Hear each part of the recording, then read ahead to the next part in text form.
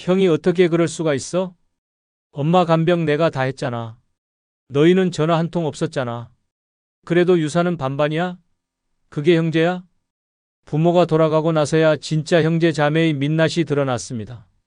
어릴 땐 그렇게 서로 챙겨주던 사이였는데 이제는 카카오톡 프로필조차 보기 싫은 존재가 되어버렸습니다. 물론 모든 형제 자매가 그렇다는 건 아닙니다. 다만 지금까지 형제 자매 때문에 마음 다치고 스트레스 받아온 분들에겐 이 영상이 분명히 남일 같지 않을 것입니다. 형제끼리 싸울 일이 뭐가 있겠냐고요? 부모 병간호, 유산 정리, 자식, 비교, 옛 감정까지 한꺼번에 폭발합니다. 피를 나눴다는 이유로 참아왔던 모든 감정이 터지면 남보다 더 무서운 존재로 변합니다. 이번 영상은 형제 자매가 왜 나이 들수록 가장 큰 상처의 원인이 되는지 그 5가지 이유를 낱낱이 알려드립니다. 절대 끝까지 놓치지 마십시오. 구독, 좋아요, 알림 설정하시면 시작하겠습니다. 아울러 많은 분들에게 공유도 부탁드립니다. 나이 들수록 형제 자매가 남이 되는 첫 번째 이유는 어릴 적 서열과 역할이 평생 굴레가 되기 때문입니다. 사람들은 착각합니다. 피를 나눈 형제니까 나이 들어도 언제든 의지할 수 있을 거라고. 하지만 현실은 반대입니다. 형제라는 이름 아래 묶인 역할과 비교, 기대와 서운함은 시간이 흐를수록 더욱 뿌리 깊은 갈등이 됩니다. 어릴 적부터 형은 책임감 있는 마지로, 막내는 응석바지로 자리 잡습니다. 이런 역할은 세월이 흘러도 사라지지 않고 오히려 나이 들수록 더욱 선명하게 되살아납니다. 어머니 병간호는 늘 큰딸 몫이고 명절상 차리는 일도 당연히 누나 몫입니다. 막내는 넌 아직 애야라는 말에 평생 철없는 취급을 받습니다. 반대로 장남은 뭐든 결정하고 책임져야 한다는 무언의 압박에 시달립니다. 젊었을 땐 참고 넘겼지만 나이 들어 병들고 약해지면 이 역할은 짐이 되고 감정의 골은 깊어집니다. 결국 서로가 서로를 불편해하고 남보다 더 남이 됩니다. 심지어 형제끼리 돈 문제가 생기면 그 관계는 걷잡을 수 없게 됩니다. 부모 유산 분배, 간병비 부담, 제사 참여 같은 민감한 문제에서 쌓인 감정은 폭발합니다. 피를 나눈 사이라 더 쉽게 상처 주고 더 깊이 원망하게 됩니다. 형제는 서로의 고통을 알아야 할 사이가 아니라 내가 왜 그랬냐며 평가하고 공격하는 사이가 되어갑니다. 서울 중계동에 사는 76세 이재호 씨는 외동딸을 키우며 혼자 살아왔습니다. 형제는 무려 5. 어릴 땐 북적이고 정 많던 집이었지만 어머니가 돌아가시고 유산 문제가 얽히면서 모든 게 바뀌었습니다. 어머니는 본인 돌보던 둘째 아들에게 전 재산을 넘겼고 이걸 알게 된 형제들은 한순간에 서로를 원망하기 시작했습니다. 내가 혼자 챙긴 거잖아. 우린 부모 얼굴도 자주 못 뵀는데 넌 왜 다 가져가? 처음엔 말싸움이었고 점점 큰형과 막내 사이에 고성이 오갔습니다. 결국 명절에도 얼굴을 보지 않고 부모 제삿날에도 제각각 따로 음식을 차렸습니다. 그 이후로는 연락이 끊겼습니다. 가족 단체방도 없어졌고 사소한 안부 전화조차 사라졌습니다. 특히 둘째 형은 마음에 깊은 상처를 입었습니다. 그때 그렇게 말할 줄은 몰랐어. 어릴 때 나 아프다고 너희가 손 붙잡고 울던 모습이 아직 기억나는데 이젠 남보다 더 낯설다. 결국 그는 형제들 번호를 전부 차단했고 이재호 씨 역시 이렇게 말했습니다. 형제는 어릴 땐 친구 같지만 나이 들면 낯선 감정의 씨앗이 됩니다. 그냥 지나간 추억 속 사람으로 두는 게 마음 편하더라고요. 가장 깊은 상처는 낯선 이에게서 오는 게 아닙니다. 진짜 아픈 말은 가장 가까운 사람에게서 나옵니다. 그리고 그 가까운 사람이 어느 순간 내 감정을 함부로 휘두르는 존재가 됩니다. 형제는 남보다 더 많은 기억을 공유한 사이이지만 바로 그 기억이 노년에는 고통의 뿌리가 되기도 합니다. 형제라는 이름은 의무가 아닙니다. 과거는 과거일 뿐 그 관계가 나를 아프게 한다면 끊는 것도 선택입니다. 가족이라는 이유로 끌려다니지 마십시오. 피보다 마음이 먼저입니다. 지금 나를 불편하게 만드는 형제 자매라면 그건 이미 남입니다. 그 인연이 나를 갉아먹고 있다면 이제는 내려놓을 시간입니다. 나이 들수록 형제 자매가 남이 되는 2번째 이유는 돈 앞에서 피보다 이익을 먼저 따지기 때문입니다. 그래도 형제인데 설마 돈 때문에 틀어질까? 이런 생각 이제는 순진한 겁니다. 현실은 훨씬 더 차갑습니다. 부모가 남긴 땅 1평, 예금, 몇천만 원 앞에서 형제는 피를 나눈 사이가 아니라 계산기를 두드리는 경쟁자가 됩니다. 유산, 간병비, 상속세, 재산 정리 문제만 나오면 그동안 쌓아왔던 감정 따위는 하루아침에 뒤집힙니다. 내가 더 챙겼다. 넌 한 푼도 안 냈다는 말들이 오가고 그 순간부터 형제는 남보다 더 지독한 원수가 됩니다. 심지어 문제는 돈 그 자체가 아니라 불공평하다는 감정입니다. 누군가는 부모 곁에서 희생하며 병간호를 해왔고 누군가는 멀리서 전화 한 통 없는 채 살아왔습니다. 그러다 부모가 돌아가시고 갑자기 모든 걸 반반 나누자고 나서면 내가 뭘 위해 희생했는데라는 분노가 폭발합니다. 반대로 아무것도 하지 않았던 형제는 그게 내가 좋아서 한 거잖아라는 뻔뻔한 말로 응수합니다. 이때부터 감정은 회복 불가능한 수준으로 틀어집니다. 형제끼리 돈 문제가 얽히면 단 한 사람이라도 손해봤다고 느끼는 순간 모든 관계가 깨집니다. 그리고 무서운 건 이 상처는 시간이 지나도 아물지 않습니다. 겉으론 아무 일 없는 척해도 속으론 내가 언젠가는 갚아줄 거야라는 분노와 서운함이 남습니다. 명절에도 서로 눈을 피하고 조문도 따로따로 갑니다. 남보다 못한 사이로 변하는 데 걸리는 시간은 단 몇 분이면 충분합니다. 부산 해운대에 사는 79세 김춘식 씨는 여동생 둘과 남동생 1명이 있습니다. 아버지가 돌아가신 후 어머니가 치매에 걸리면서 본인이 10년 가까이 병간호를 해왔습니다. 병원비, 요양보호사 월급, 약값, 심지어 기저귀 비용까지 모두 김 씨가 부담했습니다. 하지만 어머니가 돌아가신 후 놀라운 일이 벌어졌습니다. 남동생이 갑자기 유산 분할을 요구하며 변호사를 선임한 것입니다. 어머니 이름으로 되어 있던 아파트와 예금이 법적으로 4등분이 되어야 한다는 주장이었습니다. 김춘식 씨는 말했습니다. 10년을 지옥처럼 살았습니다. 제 돈으로 어머니를 돌봤고 제 손으로 목욕도 시켰습니다. 그때 그들은 한 번도 오지 않았습니다. 그런데 이젠 돈을 나눠달랍니다. 결국 재산을 나누게 되었고 그날 이후로 김 씨는 형제들과 연락을 끊었습니다. 심지어 조카 결혼식 청첩장이 왔을 때도 그대로 찢어버렸습니다. 그쪽 사람들과는 이제 아무 인연 없습니다. 돈 때문에 사람을 잃었지만 오히려 마음은 편해졌습니다. 이처럼 돈은 사람의 본심을 들춰냅니다. 형제라는 이름으로 얽혀 있어도 결국 자신의 몫을 먼저 따지는 순간 진짜 모습이 드러납니다. 그리고 그 순간부터는 아무리 화해를 시도해도 마음의 금은 이어지지 않습니다.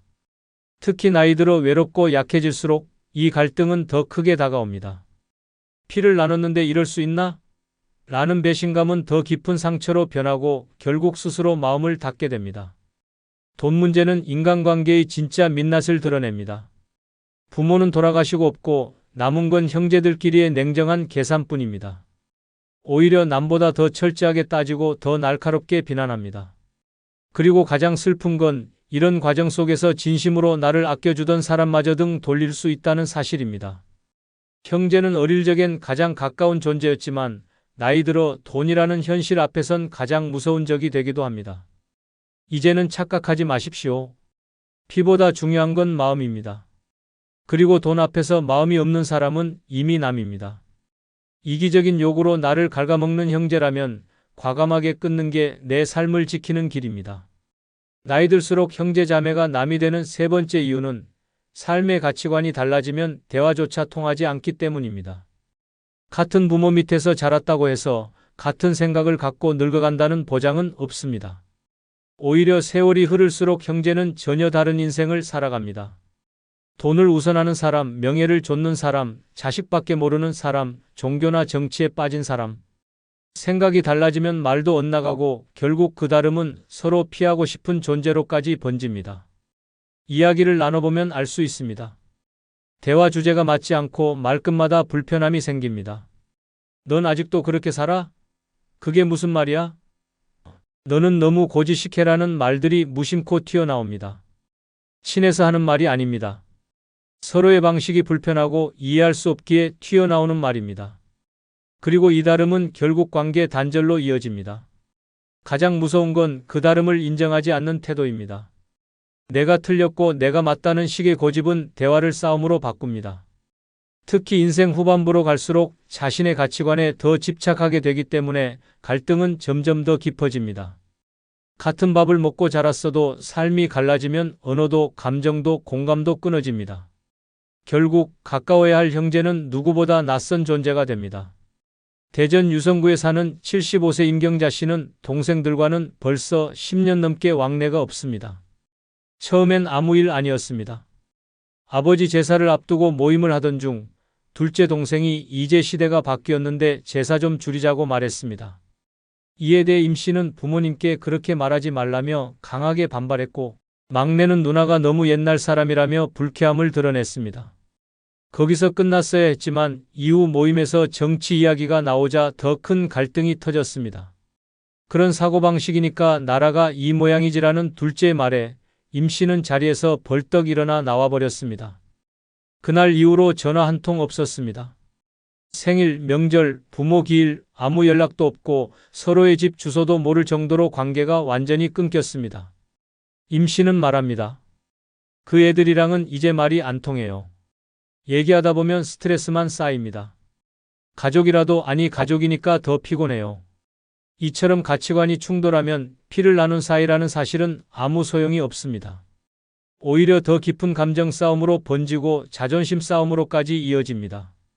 남이라면 무시하고 넘어갈 수 있는 말 한마디가 형제 사이에서는 심장의 못을 박습니다. 그래도 너는 내 동생이잖아. 내가 오빠인데 그건 아니지 같은 말이 오히려 더 큰 분노를 불러옵니다. 서로 다른 생각을 인정하지 않으면 그 사이엔 벽이 생기고 결국엔 아무 말도 하지 않는 관계가 됩니다. 그리고 시간이 지나면 깨닫게 됩니다. 이제는 이 사람들과 대화하고 싶지 않다는 감정. 그 순간부터 형제는 그냥 예전 기억 속 인물이 됩니다. 연락이 와도 받기 싫고 같이 밥을 먹자 해도 마음이 내키지 않습니다. 오히려 낯선 사람들과의 대화가 더 편하게 느껴지고 그들과의 만남이 덜 불편합니다. 이것이 바로 형제자매가 나이 들수록 멀어지는 진짜 이유입니다. 서로가 성장하며 다른 인생을 살았다는 사실 그 자체는 문제가 아닙니다. 진짜 문제는 그 다름을 인정하지 못하고 이해하려 하지 않는 마음입니다. 누군가는 성공했고 누군가는 실패했고 누군가는 조용히 살고 있고 누군가는 늘 뭔가를 증명하려 애쓰고 있습니다. 그 서로 다른 길을 결국 받아들이지 못하는 순간 형제는 남이 됩니다. 그리고 그 남보다 더 불편한 남이 되는 것이 바로 나이든 형제입니다. 옛 추억을 입에 올릴 때마다 감정이 다르고 삶의 해석이 다르고 결국은 갈등만 남습니다. 그럴 바엔 그냥 추억 속에만 남기는 것이 더 낫습니다. 형제는 과거의 공감이지 미래의 대화 상대는 아닐 수도 있습니다. 이걸 받아들일 줄 아는 사람이 마음이 편한 노년을 살아갑니다. 나이 들수록 형제자매가 남이 되는 네 번째 이유는 자식 문제로 감정의 칼날이 드러나기 때문입니다. 가장 가까운 가족 사이에서 가장 무서운 말은 내 자식은 왜 그래? 입니다. 자식은 곧 부모의 자존심이고 삶의 전부이기도 합니다. 그런데 그 자식을 평가받는 순간 그 누구보다 가까웠던 형제는 단숨에 적이 됩니다. 칭찬이든 비교든 충고든 상관없습니다.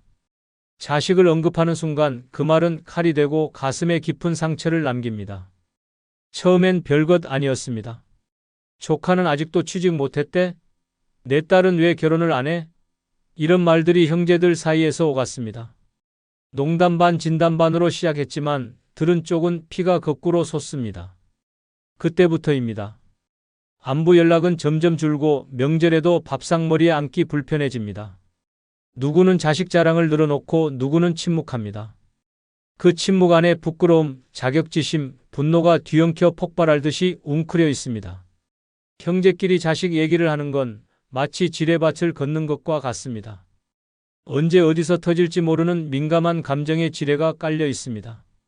특히 형제 중 누군가는 자식이 유학을 갔다거나 대기업에 들어갔다고 자랑하고 또 누군가는 취업이 안 되거나 이혼을 겪은 상황이라면 그 대화는 고문이 됩니다.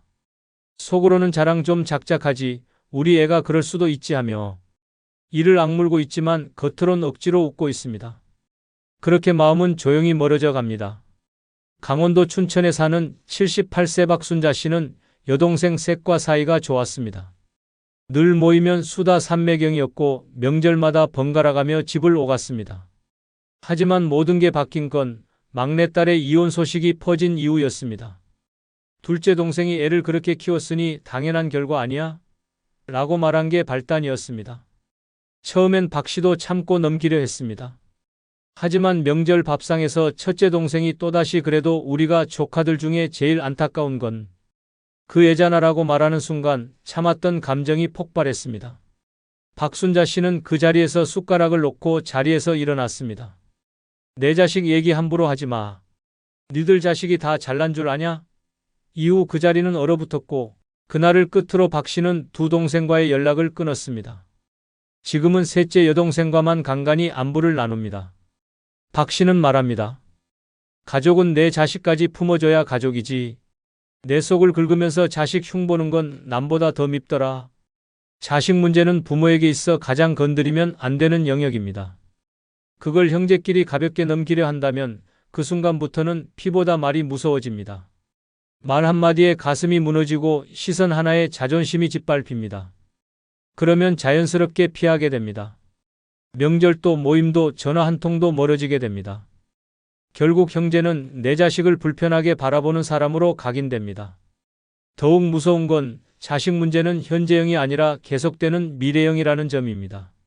취업, 결혼, 손주, 집 마련, 이혼, 병원비, 부모 간병 분담까지 모든 인생의 고비마다 자식 문제는 형제 간의 갈등 불씨가 됩니다.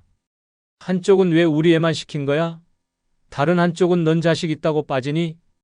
이 말들이 오가면 더 이상 형제는 아닙니다. 감정이 다치고 마음이 식습니다. 사람은 자식 문제에 있어선 이성보다 감정이 먼저입니다. 남이야 뭐라 해도 웃어넘기지만 형제는 다릅니다. 나를 아는 사람이, 내 고통을 겪은 사람이 내 자식까지 평가한다는 사실은 감정을 찢어놓습니다. 그래서 결국 나이 들수록 자식 이야기는 금기어가 되고 그 금기를 깬 형제는 남이 됩니다. 이제는 깨달아야 합니다. 자식 문제로 무너지는 관계는 다시 싸기도 어렵고 쌓을 필요도 없습니다. 그 사람과 만나면 마음이 불편하고 자식 이야기가 나오면 속이 상한다면 더 이상 그 관계는 유지할 이유가 없습니다. 형제라고 다 품을 수는 없습니다. 자식을 품지 못하는 형제는 결국 내 삶에서 멀어져야 할 사람입니다. 피보다 더 강한 건 감정입니다. 그리고 그 감정을 지켜줄 사람만이 노년에 진짜 내 곁에 남을 수 있습니다. 나이 들수록 형제 자매가 남이 되는 다섯 번째 이유는 부모의 마지막까지 정리한 사람만 모든 원망을 떠안기 때문입니다. 당신도 겪어보셨을 겁니다. 부모가 병들고 거동이 불편해지고 결국 요양병원이나 장례식장을 오가야 할 시점이 오면 이상하게 형제들은 하나둘 사라집니다.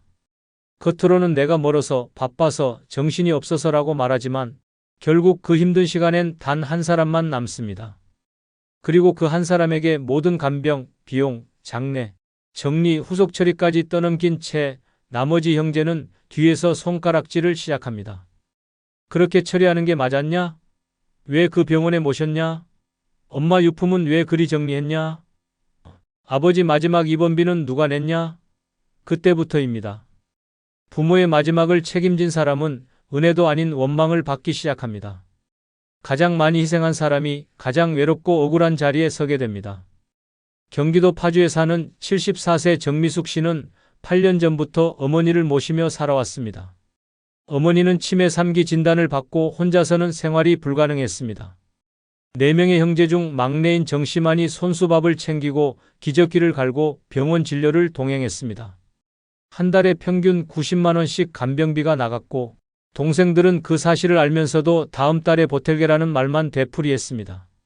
그러다 어머니가 돌아가시고 정 씨는 장례 준비까지 혼자 감당했습니다. 그제서야 형제들이 장례식장에 나타났습니다. 그리고 충격적인 말을 던졌습니다. 왜 엄마 유언장을 정리 안 했냐? 집 정리는 왜 내가 마음대로 했냐? 돈 쓴 내역 영수증 다 모아와라. 그 순간 정 씨는 울고 싶었습니다. 내가 뭘 잘못했는지 모르겠다는 말이 입 밖으로 새어나왔고 형제들은 서로 얼굴을 붉히며 다퉜습니다. 결국 정 씨는 어머니의 사망 이후 형제들과 연락을 끊었습니다. 통화는 물론 문자도 차단했습니다.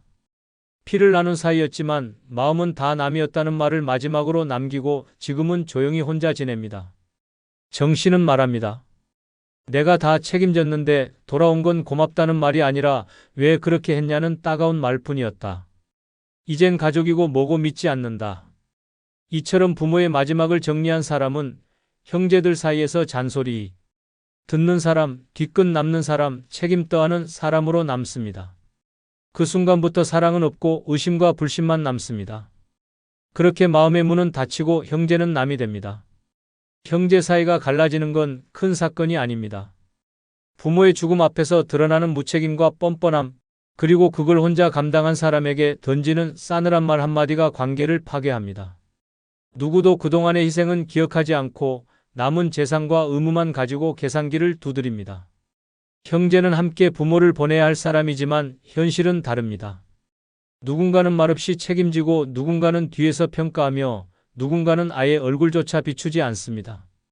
그리고 끝나고 나면 그 침묵의 죄책감은 오히려 억지주장으로 뒤바뀝니다. 그때 왜 내게 한마디 상의도 안 했냐? 엄마가 원한 건 그게 아니었을 거다는 말은 모든 걸 감당한 사람을 절망에 빠뜨립니다. 결국 나이 들수록 우리는 깨닫게 됩니다. 가족이라는 이름이 모든 것을 덮어주지 않는다는 걸, 피를 나눴다고 해서 마음까지 나눈 건 아니라는 걸, 부모를 떠나보낸 그 순간 남은 건 추억이 아니라 상처이고 형제는 의지처가 아니라 감정을 짓누르는 존재일 수 있다는 걸 부모의 마지막을 정리한 사람만이 알게 됩니다. 가장 힘들었지만 누구도 알아주지 않는 그 시간 속에서 진짜 외로움이 무엇인지, 그리고 그 외로움 속에서 가장 먼저 등을 돌린 존재가 바로 형제였다는 사실을, 이것이 나이 들수록 형제 자매가 남이 되는 이유입니다. 누구보다 가까웠지만 누구보다 낯설게 변해버리는 이유입니다. 엄마, 요즘 어디 안 나가세요? 그냥 나가봤자 뭐해? 같이 갈 사람도 없는데. 혼자서도 재밌게 다니는 사람 많다던데요? 이런 대화를 나눠보신 적 있습니까? 노년의 외로움은 단순히 혼자라는 사실에서 오는 게 아닙니다. 하고 싶은 게 있는데 안 하는 것, 갈 수 있는데 안 가는 것, 결국 스스로를 가둬두는 순간 외로움은 뿌리를 내립니다. 하지만 삶은 지금 이 순간에도 우리를 부르고 있습니다. 지금부터 소개할 6가지 방법은 아무도 없어도 외롭지 않고 혼자 있어도 당당한 삶으로 이끄는 비밀입니다. 영상을 끝까지 보시면 그 방법을 분명히 알게 되실 겁니다. 구독, 좋아요, 알림 설정 누르시면 시작하겠습니다. 아울러 많은 공유 부탁드립니다. 노년의 외로움을 없애는 뜻밖의 첫 번째 방법은 익숙한 노선의 버스를 끝까지 타보며 작은 모험을 하는 것입니다. 외로움은 대단한 일이 없어서 생기는 것이 아닙니다. 똑같은 장소, 똑같은 사람, 똑같은 하루가 반복될 때 삶은 조용히 무너집니다. 그래서 우리는 작고 사소한 탈출이 필요합니다. 그것이 바로 낯선 곳을 향해 가는 작은 모험입니다. 부산 금정구에 사는 오희선 씨는 늘 같은 시간, 같은 버스를 타고 아침 운동을 갑니다. 20년 넘게 그 노선, 그 정류장, 가끔 기사 얼굴도 바뀌지 않아 친근할 정도였습니다. 하지만 어느 날 버스에 오르려다 문득 생각이 들었습니다. 이 버스는 도대체 어디까지 가는 걸까? 단 한 번도 종점까지 가본 적 없던 오 씨는 그날 마음을 먹었습니다. 끝까지 가보자. 운동복 차림, 텀블러 하나 들고 오 씨는 버스 제일 뒷자리에 앉았습니다. 창밖 풍경이 조금씩 낯설어졌고 익숙한 간판이 하나둘 사라졌습니다. 버스는 오래된 철공소 골목을 지나고 평소라면 절대 갈 일 없는 항구 근처까지 갔습니다. 그렇게 1시간 20분이 흐르고 종점에 도착했습니다. 내려보니 작은 해안 마을이었습니다. 사람도 드물고 바람은 조용히 불고 있었습니다. 그곳에서 오 씨는 생전 처음 들어보는 조개 칼국수집을 발견했습니다. 허름한 간판, 작은 평상 하나, 그리고 주인 할머니의 환한 미소. 혼자 오셨어요? 밖에 앉아도 돼요. 그날 먹은 칼국수는 평생 먹은 어떤 음식보다 특별했습니다. 혼자였지만 전혀 외롭지 않았습니다. 바닷바람, 따뜻한 국물, 어깨를 툭툭 치는 햇살이 함께였습니다. 식사를 마치고 다시 버스를 탔습니다. 창밖 풍경이 돌아가는 길도 낯설게 느껴졌습니다. 하지만 기분은 묘하게 가벼웠습니다. 오 씨는 말합니다. 딱히 큰 일은 아니었어요. 그냥 버스를 끝까지 탔을 뿐인데 집에 돌아와선 이상하게 마음이 채워졌더라고요. 그 작은 모험 하나가 오 씨의 마음을 환기시켰습니다. 내 삶에도 아직 낯선 장면이 남아있구나 하는 감동이었습니다. 노년은 안전하고 편안한 것을 추구하다 보면 오히려 삶이 더 메말라갑니다. 늘 가던 곳, 늘 보던 사람, 늘 듣던 이야기 속에 갇히면 외로움은 천천히 뿌리를 내립니다. 하지만 방향만 살짝 틀면 세상은 완전히 달라집니다. 끝까지 타본 적 없는 버스 한 번으로도 마음은 놀라울 만큼 환해질 수 있습니다. 작은 모험은 거창할 필요가 없습니다. 지도를 들고 떠나는 여행이 아니어도 됩니다. 평소 지나치기만 했던 정류장의 이름, 가본 적 없는 시장 하나, 들어가 본 적 없는 공원, 그 모든 것이 당신에겐 새로운 세상입니다. 그리고 그 낯설미, 외로움이라는 침묵을 무너뜨립니다. 혼자라는 건 고립이 아닙니다. 오히려 혼자이기에 가능한 경험이 있습니다. 누구의 눈치도 보지 않고 누구와 일정 맞출 필요도 없이 오롯이 나를 위해 움직일 수 있습니다. 그런 순간들이 노년을 자유롭게 만들고 외로움에서 멀어지게 만듭니다. 버스를 타고 종점까지 가보십시오. 그 끝에 바다가 있을 수도 있고 산이 있을 수도 있고 그저 낯선 골목이 있을 수도 있습니다. 하지만 분명한 건 당신의 마음은 출발할 때보다 훨씬 더 가볍고 따뜻해질 것입니다. 삶이 건조해질수록 우리는 새로운 공기를 마셔야 합니다.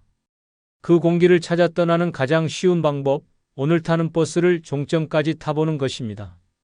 그렇게 당신은 노년의 외로움을 유쾌하게 이겨내는 첫걸음을 내딛게 됩니다. 노년의 외로움을 없애는 뜻밖의 두 번째 방법은 내가 좋아하는 풍경을 보러 멀더라도 떠나는 것입니다.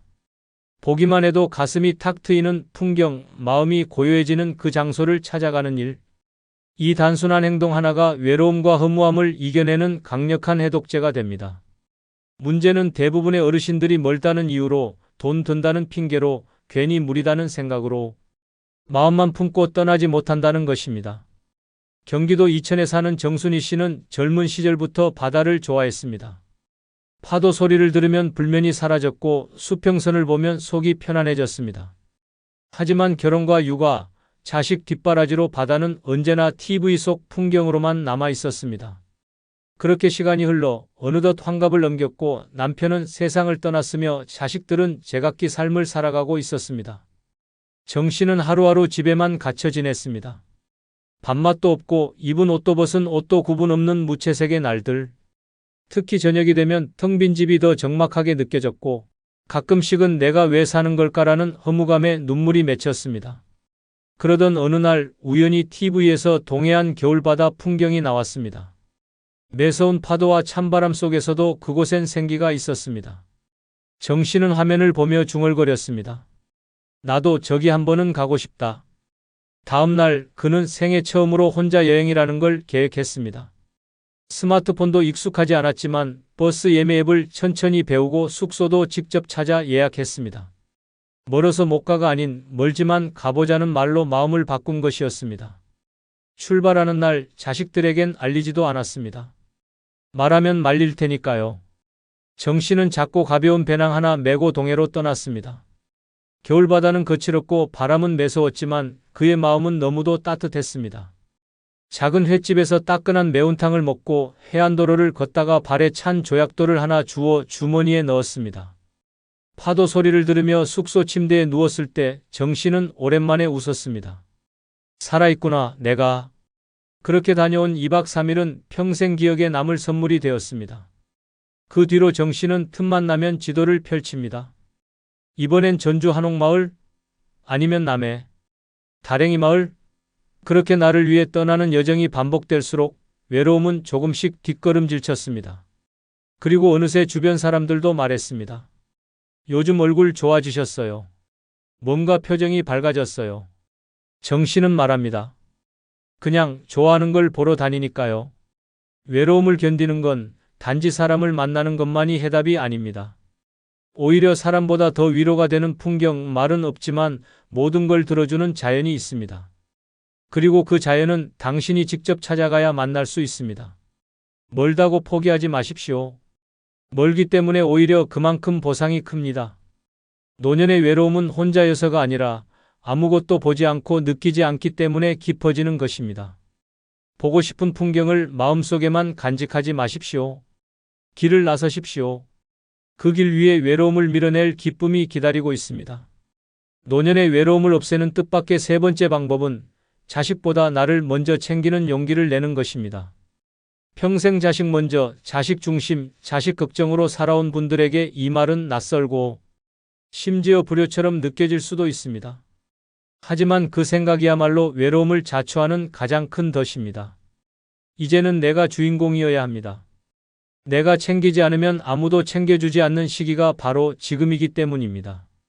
대구에 사는 장영선 씨는 세 딸을 모두 시집 보내고 본격적으로 노후를 시작했습니다. 하지만 그의 하루는 여전히 딸들의 일정표로 가득했습니다.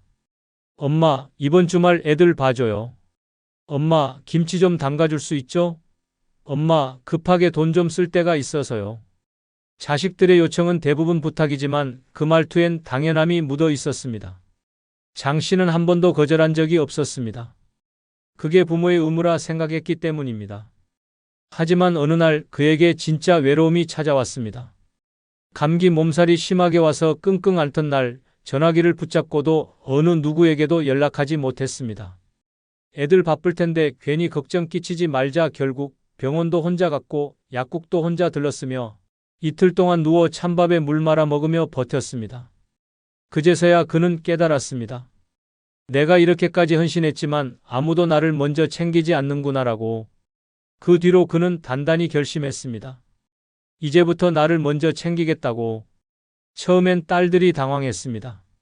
아이 봐달라는 요청을 거절했고 반찬 좀 해달라는 말에 이번 주는 나 바빠라고 말했을 때 딸들은 짜증을 냈습니다. 엄마 변했네, 요즘 왜 그래? 하지만 장 씨는 흔들리지 않았습니다. 그는 혼자 여행을 다녔고 자신을 위해 스마트폰도 바꿨고 처음으로 머리숱이 빠진 자신에게 어울리는 모자를 사기도 했습니다.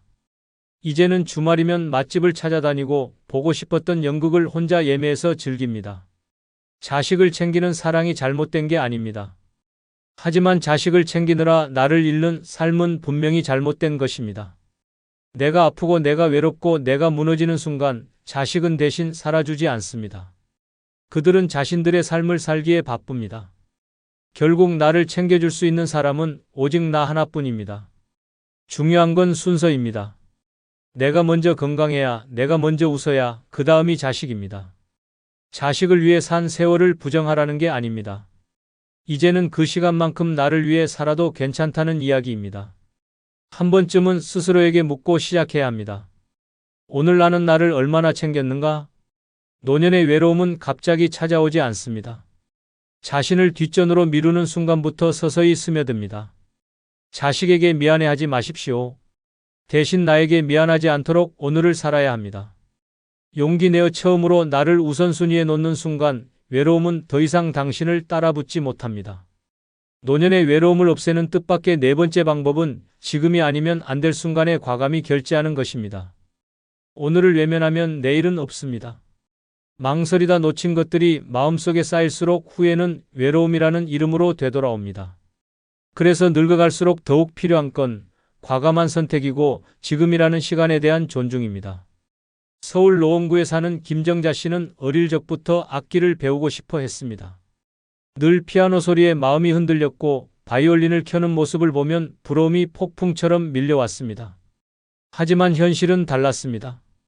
가정 형편이 넉넉하지 않았고 늘 동생을 챙기고 엄마 심부름을 해야 했습니다. 그렇게 기회는 지나갔고 청춘은 일터에, 결혼은 고생 속에 묻혔습니다. 그러다 72세가 된 어느 날 동네 악기점 앞을 우연히 지나게 되었습니다. 유리창 너머로 반짝이는 바이올린이 눈에 들어왔고 그 순간 어릴 적 감정이 그대로 되살아났습니다. 아, 나 저거 해보고 싶었지. 하지만 손은 지갑을 망설였고 머리는 계산기를 두드렸습니다. 이 나이에 무슨 바이올린이야. 손자 용돈도 줘야 하고 약값도 들어가고 결국 발걸음을 돌렸습니다. 하지만 돌아서도 마음이 편치 않았습니다. 밤마다 인터넷을 뒤져 바이올린 소리를 들었고 중고악기 가격도 알아보았습니다. 그러던 중 우연히 한 영상을 보게 되었습니다. 제목은 늙어서 못하는 건 없습니다. 안 하는 겁니다. 그 말이 심장을 콕 찔렀습니다. 지금도 안 하면 나 평생 안 하겠구나. 다음 날 김 씨는 다시 악기점을 찾았습니다. 점원에게 말했습니다. 가장 초보용으로 하지만 오래 쓸 수 있는 걸로 주세요.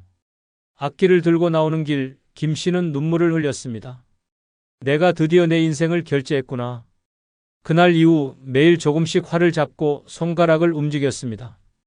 음은 엉망이고 박자는 늘 늦지만 마음만큼은 날마다 풍요로워졌습니다. 자식들이 물었습니다. 엄마, 그거 얼마나 하시려고? 김 씨는 웃으며 말했습니다. 언제까지일진 몰라도 오늘은 할 수 있어. 나를 위한 결제는 계산이 아닙니다. 타이밍입니다. 지금이 아니면 안 되는 순간, 그 찰나에 지갑을 여는 용기, 그것이 외로움을 몰아내는 열쇠입니다. 많은 이들이 조금만 더 싸게 살 수 있을 때, 좀 더 여유가 생기면을 기다리다 결국 아무것도 갖지 못한 채 노년을 맞이합니다. 하지만 삶은 물건처럼 재입고되지 않습니다.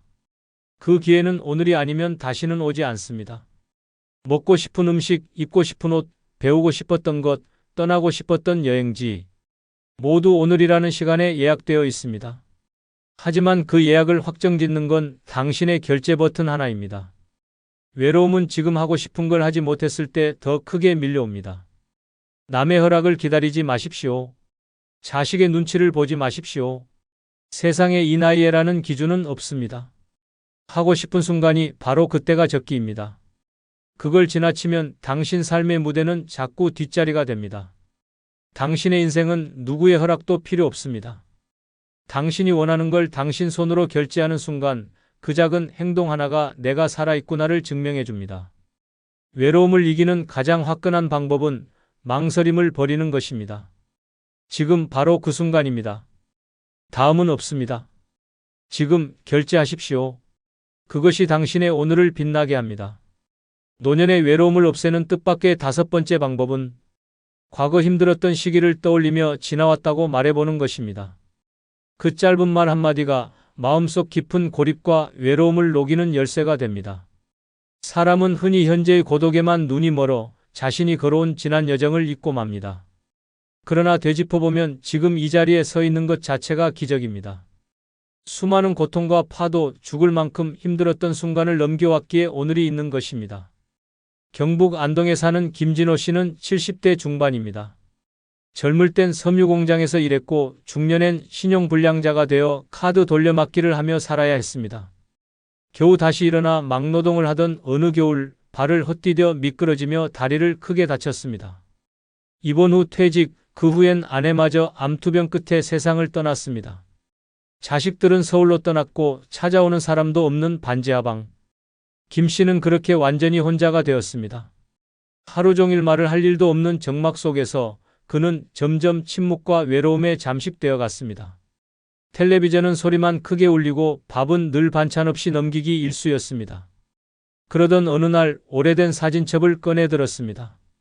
80 가까운 세월이 담긴 사진들, 아직 어렸던 자식들, 병문안 온 친구들, 손에 굳은 살이 가득하던 작업복 차림의 자신, 그리고 눈에 들어온 사진 한 장. 아내와 함께 막노동 일당을 받으러 갔다가 함께 찍은 겨울철 뒷모습이었습니다. 그날 김 씨는 사진을 바라보며 아주 조용히 중얼거렸습니다. 그래도 다 지나왔구나. 그 한마디에 눈물이 뚝뚝 흘렀습니다. 지금껏 견뎌온 시간들이 자신을 일으켜 세웠다는 사실이 너무도 분명하게 다가왔기 때문입니다. 자식이 없어도 돈이 없어도 친구가 없어도 지나온 시간이 자신을 지켜주고 있었습니다. 우리가 노년에 느끼는 외로움은 지금 누구와 함께 있느냐보다 내 인생을 어떻게 바라보느냐에 달려 있습니다. 나에게 아무도 없다는 생각은 과거의 나까지도 지워버리는 잔인한 착각입니다. 그러나 진실은 분명합니다. 지금 당신이 살아있다는 건 수많은 위기와 절망을 버티고 견뎠다는 증거입니다. 지금 고요한 하루 속에 숨어있는 외로움도 언젠가 돌아보면 지나가는 계절처럼 멀어질 것입니다. 그러니 오늘 한번 아무도 없는 방 안에서 혼잣말을 해보시기 바랍니다. 그땐 정말 죽고 싶었지. 그런데 지나왔다. 그렇게 말하고 나면 어쩌면 가슴이 울컥할 수도 있고 무언가가 툭 하고 떨어져 나간 듯 가벼워질지도 모릅니다.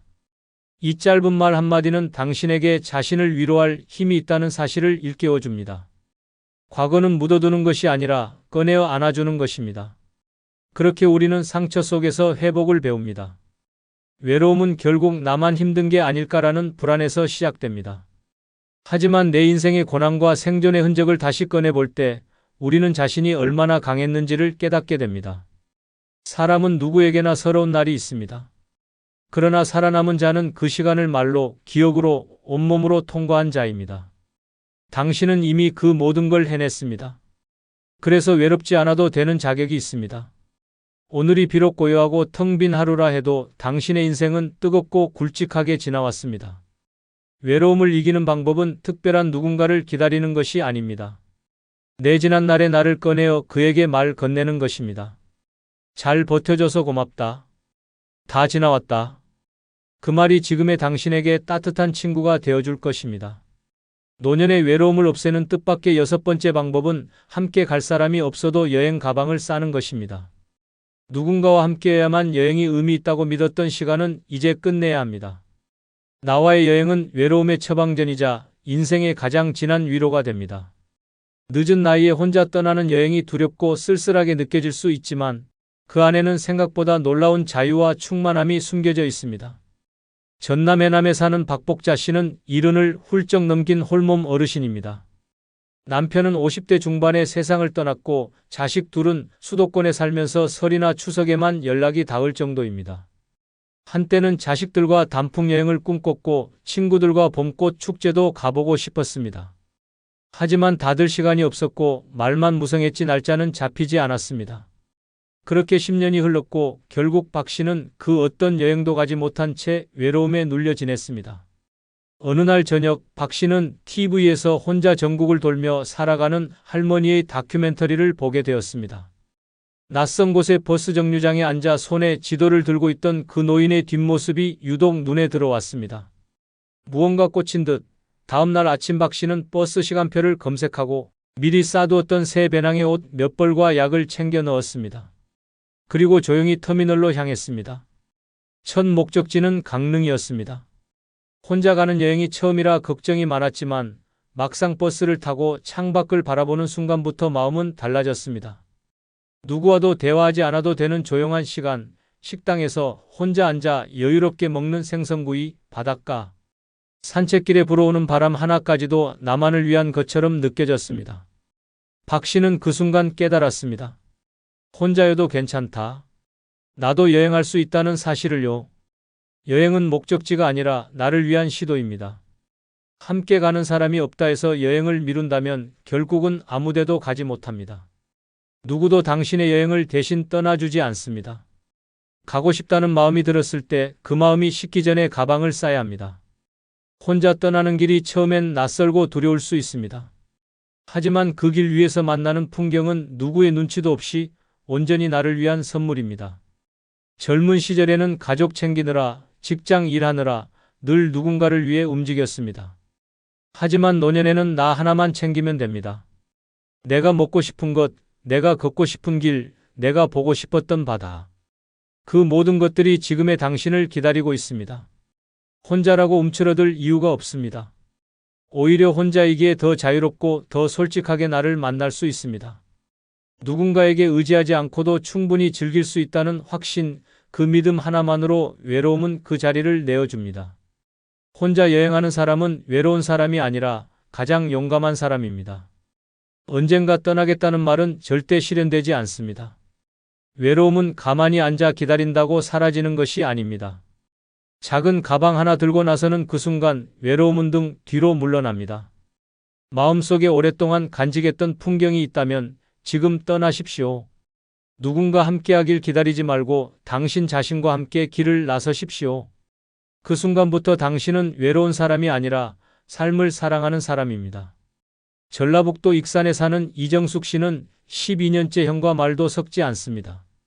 계기는 부모의 유산이었습니다.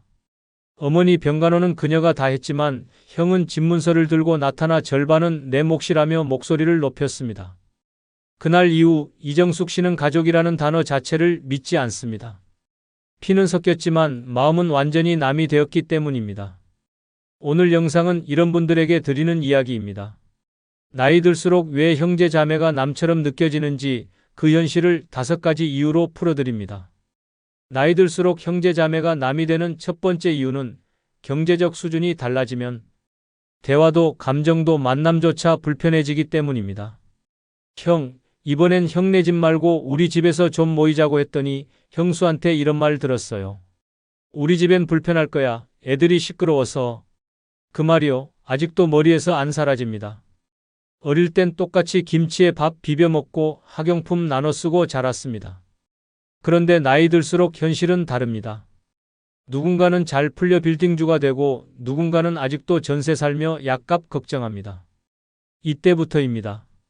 만나면 대화가 어긋나고 명절에도 서로 다른 옷을 입고 한쪽은 백화점 쇼핑 얘기, 다른 한쪽은 마트 할인 쿠폰 얘기를 합니다. 눈빛은 점점 불편해지고 말끝마다 서운함이 묻어납니다. 형제 사이에서 돈 이야기는 직접 꺼내지 않아도 언제나 대화의 그림자처럼 따라다닙니다. 특히 소득 차이가 벌어지고 삶의 질이 달라지면 상대가 무엇을 말하든 자랑처럼 들리고 자기 처지는 변명처럼 들립니다. 잘 사는 쪽은 무심코 요즘 주식이 재미없어라고 말하는데 듣는 쪽은 당신은 주식할 여유라도 있지라는 속생각이 치밀어 오릅니다. 이렇게 아무리 친한 형제라도 경제적 간극은 결국 마음의 간극으로 이어집니다. 서울 강동구에 사는 74세 윤정희 씨는 셋째 언니와 10년 가까이 연락을 끊었습니다. 셋째 언니는 40대의 사업에 성공해 강남에 아파트 2채를 보유했고 지금도 건물 월세로 여유로운 노후를 보내고 있습니다. 반면 윤 씨는 60이 넘어서까지 편의점 아르바이트를 전전하며 국민연금으로 겨우 생계를 유지하고 있었습니다. 그 차이는 명절 모임에서 적나라하게 드러났습니다. 처음엔 괜찮았습니다. 그런데 어느 순간부터 셋째 언니는 고급 음식만 준비했고 대화는 대부분 요즘은 해외 가도 사람들이 많아서 힘들다. 아들 내외가 제주도에 세컨드 하우스 알아보더라는 식으로 흘렀습니다. 윤 씨는 그저 조용히 밥만 먹다 돌아왔습니다. 그런데 어느 해 설날 언니가 웃으며 이런 말을 했습니다. 넌 아직도 월세 살아? 연금이라도 많으면 괜찮지? 그 말은 칼날이었습니다. 그날 이후 윤 씨는 모든 가족 모임을 거절했고 언니의 전화도 받지 않았습니다. 형제라도 저렇게 무심하게 우월감을 내비치면 더는 가족이 아니에요. 윤 씨는 지금까지도 나보다 돈 많은 사람은 있어도 나를 낮춰보는 가족은 없길 바랐는데라며 그 말을 잊지 못합니다. 이처럼 경제적 차이는 말투에, 눈빛에, 행동 하나하나에 스며듭니다. 아무리 숨기려 해도 사는 곳, 입는 옷, 자식 얘기에서 다 드러납니다. 그리고 그런 차이를 자꾸 마주하다 보면 자연스럽게 만남 자체를 피하게 됩니다. 굳이 나를 불편하게 만드는 자리에 왜 가야 하나, 언제까지 초라한 내 형편을 감춰야 하나라는 생각이 들고 그렇게 형제는 연락하지 않게 됩니다. 더 무서운 건 이 차이가 감정의 위계를 만든다는 점입니다. 돈이 많은 쪽은 은근히 판단자의 태도를 갖게 되고 없는 쪽은 자존심을 잃지 않으려 애씁니다. 조언도 충고도 아닌데 말이 상처가 됩니다. 넌 좀 더 일찍 준비했어야지. 그땐 땅이라도 하나 샀어야 했잖아 라는 말이 불쑥 나오면 듣는 쪽은 모욕감과 좌절을 느낍니다. 형제는 같은 시대를 살아왔어도 전혀 다른 삶을 살 수 있습니다. 그 다름을 받아들이지 못하고 돈을 기준으로 관계의 높낮이를 정하는 순간 그건 더 이상 가족이 아닙니다. 피를 나눈 사이라도 돈 앞에서는 냉정해지고 마음은 차가워집니다. 나이 들수록 그 간극은 줄어들지 않고 오히려 더 벌어지기 쉽습니다. 그래서 결국 형제는 경제적 이유로 멀어집니다. 대화가 불편해지고 시선이 아프고 침묵이 익숙해지면 그건 이미 남입니다. 누구보다 가까운 사이였지만 돈 앞에선 누구보다 멀어지는 존재. 그것이 나이든 형제 자매의 슬픈 현실입니다. 나이 들수록 형제 자매가 남이 되는 두 번째 이유는 부모의 돈이 남긴 건 유산이 아니라 평생 지울 수 없는 상처였기 때문입니다. 엄마 유언장이 없다고? 그럼 법대로 4등분하자. 내가 간병했다고? 그건 내가 한 거잖아. 그 집 엄마가 나 주신다고 했어. 너도 그 얘기 들었잖아. 부모가 살아계실 땐 몰랐습니다. 설마 돈 몇 푼 때문에 피를 나눈 사이가 틀어질 거라곤 상상도 못했습니다. 하지만 부모가 돌아가시고 집 한 채와 예금 통장 하나가 남는 순간 형제는 더 이상 형제가 아닙니다. 그 순간부터는 누가 얼마나 챙기고 누가 얼마나 덜 받았는지를 계산하는 이익의 관계로 바뀝니다. 형제니까 반씩하자는 말은 의외로 갈등의 시작입니다. 난 희생했는데 왜 똑같이 나눠? 라는 억울함과 법대로 하는 게 뭐가 문제냐는 뻔뻔함이 정면으로 충돌합니다. 특히 부모를 마지막까지 돌본 사람은 배신감이 더 큽니다. 평생 간병하고 병원 오가며 희생한 시간과 돈을 다른 형제는 단 한 번의 위로 없이 당연하게 무시합니다. 그건 내가 좋아서 한 거지 누가 시킨 것도 아니고라는 말은 날카로운 칼날이 되어 가슴을 찌릅니다. 정작 병원비 한 푼 보탠 적도 없는 사람이 상속 이야기엔 제일 먼저 나서며 목소리를 높입니다. 결국 한 사람은 울고 한 사람은 법을 들이밀며 등을 돌립니다. 이런 일은 남 얘기가 아닙니다. 전라도 광주에 사는 76세 박선자 씨도 그런 경험을 했습니다. 막내딸로서 아버지가 뇌졸중으로 쓰러지신 후 무려 9년간을 병간호했습니다. 형제 셋 중 유일하게 아버지 곁을 지키며 대소변을 받아냈고 요양보호사 급여와 병원비 대부분을 혼자 부담했습니다. 간병하며 본인 일도 포기했고 남편과의 갈등까지 겪으며 모든 걸 감내했습니다. 하지만 아버지가 세상을 떠나고 남은 건 서울 외곽의 27평짜리 아파트 한 채와 약간의 예금. 그제야 연락 없던 두 오빠가 나타났습니다. 장례식장에서는 위로의 말보다 집은 어떻게 나누자는 이야기가 먼저 나왔고 박 씨는 참다 못해 터뜨렸습니다. 당신들이 어디 있었는지 기억은 하냐고. 하지만 돌아온 건 그러니까 아버지가 유언장 남겼어야지라는 비정한 대답이었습니다. 이후 두 오빠는 변호사를 대동해 상속 절차를 요구했고 박 씨는 결국 집을 법대로 3등분한 후 연락을 끊었습니다. 그 일 이후 박 씨는 말합니다. 아버지 돌아가신 날보다 오빠들 말 한마디가 더 아팠어요. 돈이 무서운 게 아니라 피를 나눈 사람의 변한 얼굴이 더 무서웠어요. 명절도 생일도 제사도 없습니다. 카카오톡 친구 목록에서 오빠들 이름은 삭제됐고 가족이라는 단어는 더 이상 쓰지 않습니다. 이처럼 부모의 유산은 자식에게 축복이 아니라 전쟁의 씨앗이 되곤 합니다. 살아계실 땐 모릅니다. 그러나 막상 재산을 정리하려는 순간 그동안 감춰진 형제의 속마음이 드러납니다. 평소에 엄마가 나를 더 아꼈다. 그 돈은 원래 내가 받을 몫이었다는 주장들이 난무하며 감정은 회복 불가능한 지경에 이릅니다. 결국 남는 건 돈도 아니고 관계도 아닙니다. 오직 상처만이 평생 남습니다. 형제끼리 돈 문제로 싸우지 말자고 말은 하지만 현실은 정반대입니다. 사람은 가장 가까운 사이에서 가장 집요하게 따집니다. 멀쩡하던 형제가 돈 앞에서 등을 돌리고 수십 년간의 정은 재산 목록보다도 얕은 것으로 증명됩니다. 그때 그렇게 하지 말았어야 했다는 후회는 관계가 완전히 끊긴 뒤에야 찾아옵니다. 하지만 이미 늦었습니다. 형제 자매가 남이 되는 건 돈이 원인이 아닙니다. 돈 앞에서 드러나는 본심이 그 관계를 끊어버리는 겁니다. 그리고 그 본심을 보고 나면 다시는 예전처럼 돌아갈 수 없습니다. 피보다 무서운 건 이익을 따지는 눈빛입니다. 그 눈빛을 한번 보고 나면 아무리 가까웠던 사이도 결국 남이 될 수밖에 없습니다. 그러니 기억하십시오. 부모의 마지막이 당신 형제의 마지막이 될 수 있다는 것을. 나이 들수록 형제 자매가 남이 되는 세 번째 이유는 같은 부모 밑에서 자랐어도 결국은 전혀 다른 세상을 살아왔기 때문입니다. 어릴 땐 그렇게 잘 맞았는데 왜 대화가 이렇게 불편하지? 같은 말을 해도 저 사람은 왜 저렇게 듣지? 더는 형제랑 말 섞고 싶지 않다. 이런 생각 해보신 적 있으신가요? 그렇다면 당신은 이미 느끼셨을 겁니다. 형제 자매라는 관계는 나이가 들수록 편한 가족이 아니라 말이 통하지 않는 타인으로 변해간다는 사실을요. 어릴 땐 같은 방을 쓰고 같은 밥을 먹고 자랐습니다. 그때는 마음만 통하면 세상을 다 가진 듯 했습니다. 하지만 나이가 들고 각자의 삶을 살아가다 보면 생각도 바뀌고 말투도 바뀌고 가치관은 아예 다른 방향으로 흘러갑니다. 결국 그 차이가 대화의 단절로 이어지고 관계의 해체로 이어집니다. 특히 요즘 같은 시대에는 그 간극이 더욱 커집니다. 형은 지방에서 평생 농사만 지었고 동생은 서울에서 회사 생활을 하며 살았다면 그 둘은 살아온 방식, 바라보는 시선, 심지어 사용하는 언어조차 다릅니다. 요즘은 다 그렇게 살아라는 말을 던진 쪽은 아무 의도 없었지만 듣는 쪽은 나를 무시하나?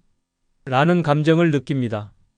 이런 오해가 쌓이면 명절 밥상에서도 눈치가 오가고 대화는 늘 겉돌며 결국엔 아무 말도 하지 않는 사이가 되어버립니다. 부산 사상구에 사는 73세 박성우 씨는 여동생과의 관계가 소원해진 지 8년째입니다. 과거에는 일주일에 한 번은 전화하며 서로의 안부를 챙겼고 딸아이 결혼식에도 함께 손을 맞잡고 입장했습니다. 그런데 어느 날 박 씨가 자식 문제로 힘들어하고 있다는 소식을 들은 여동생이 지나가는 말로 이런 얘기를 했습니다. 오빠가 너무 부드럽게 키워서 그래.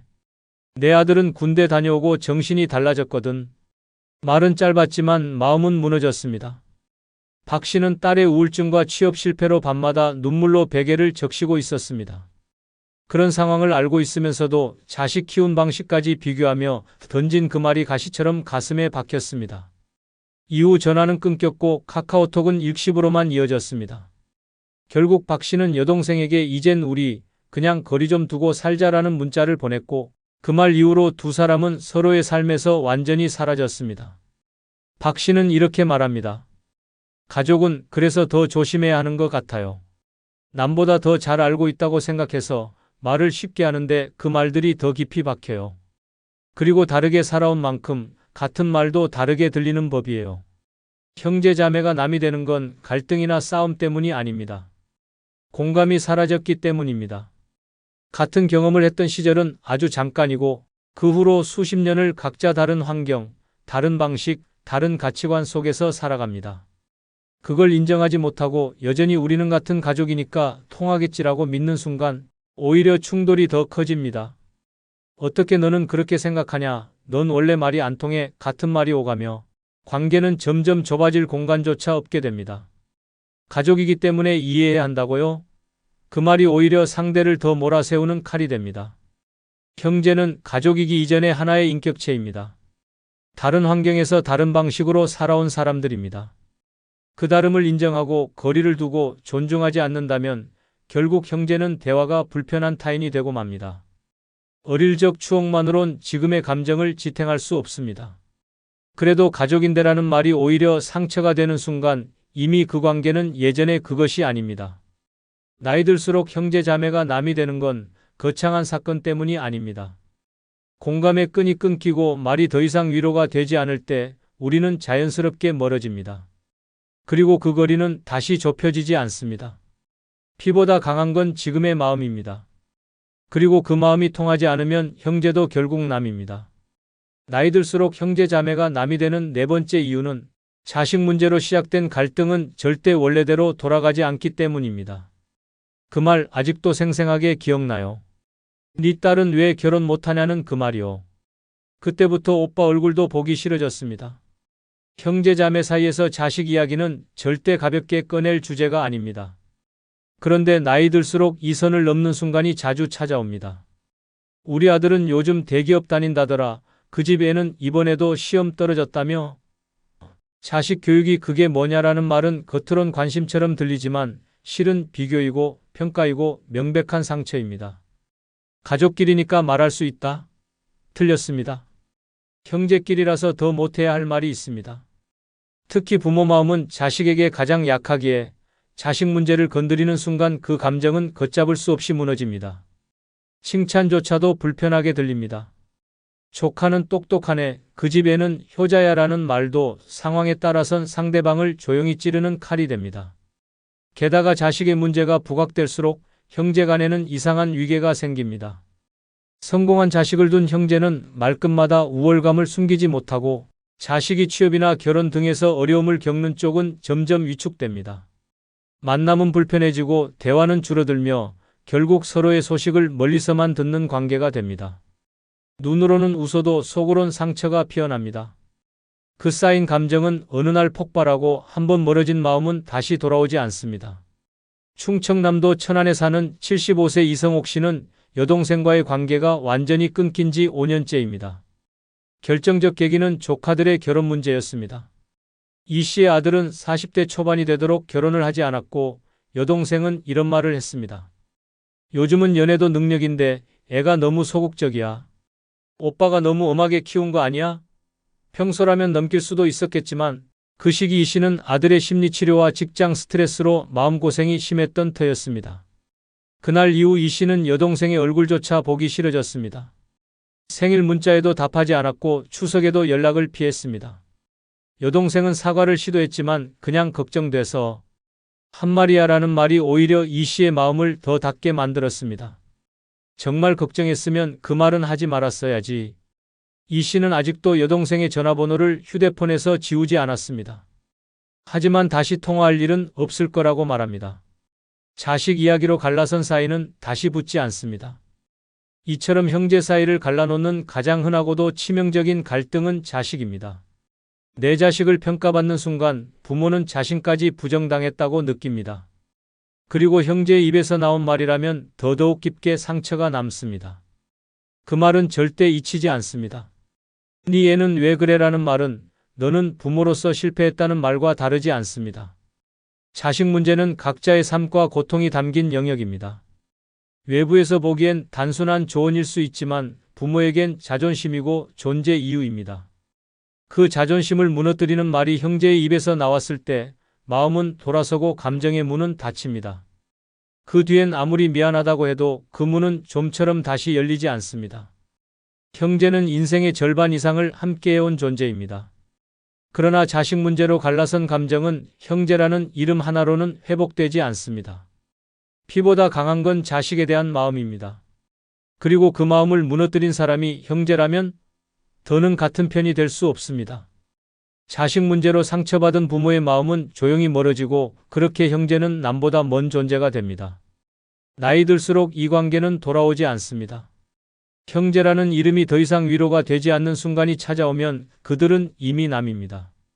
나이 들수록 형제 자매가 남이 되는 다섯 번째 이유는 가까운 사이일수록 마음에 없는 말이 더 깊이 박히기 때문입니다.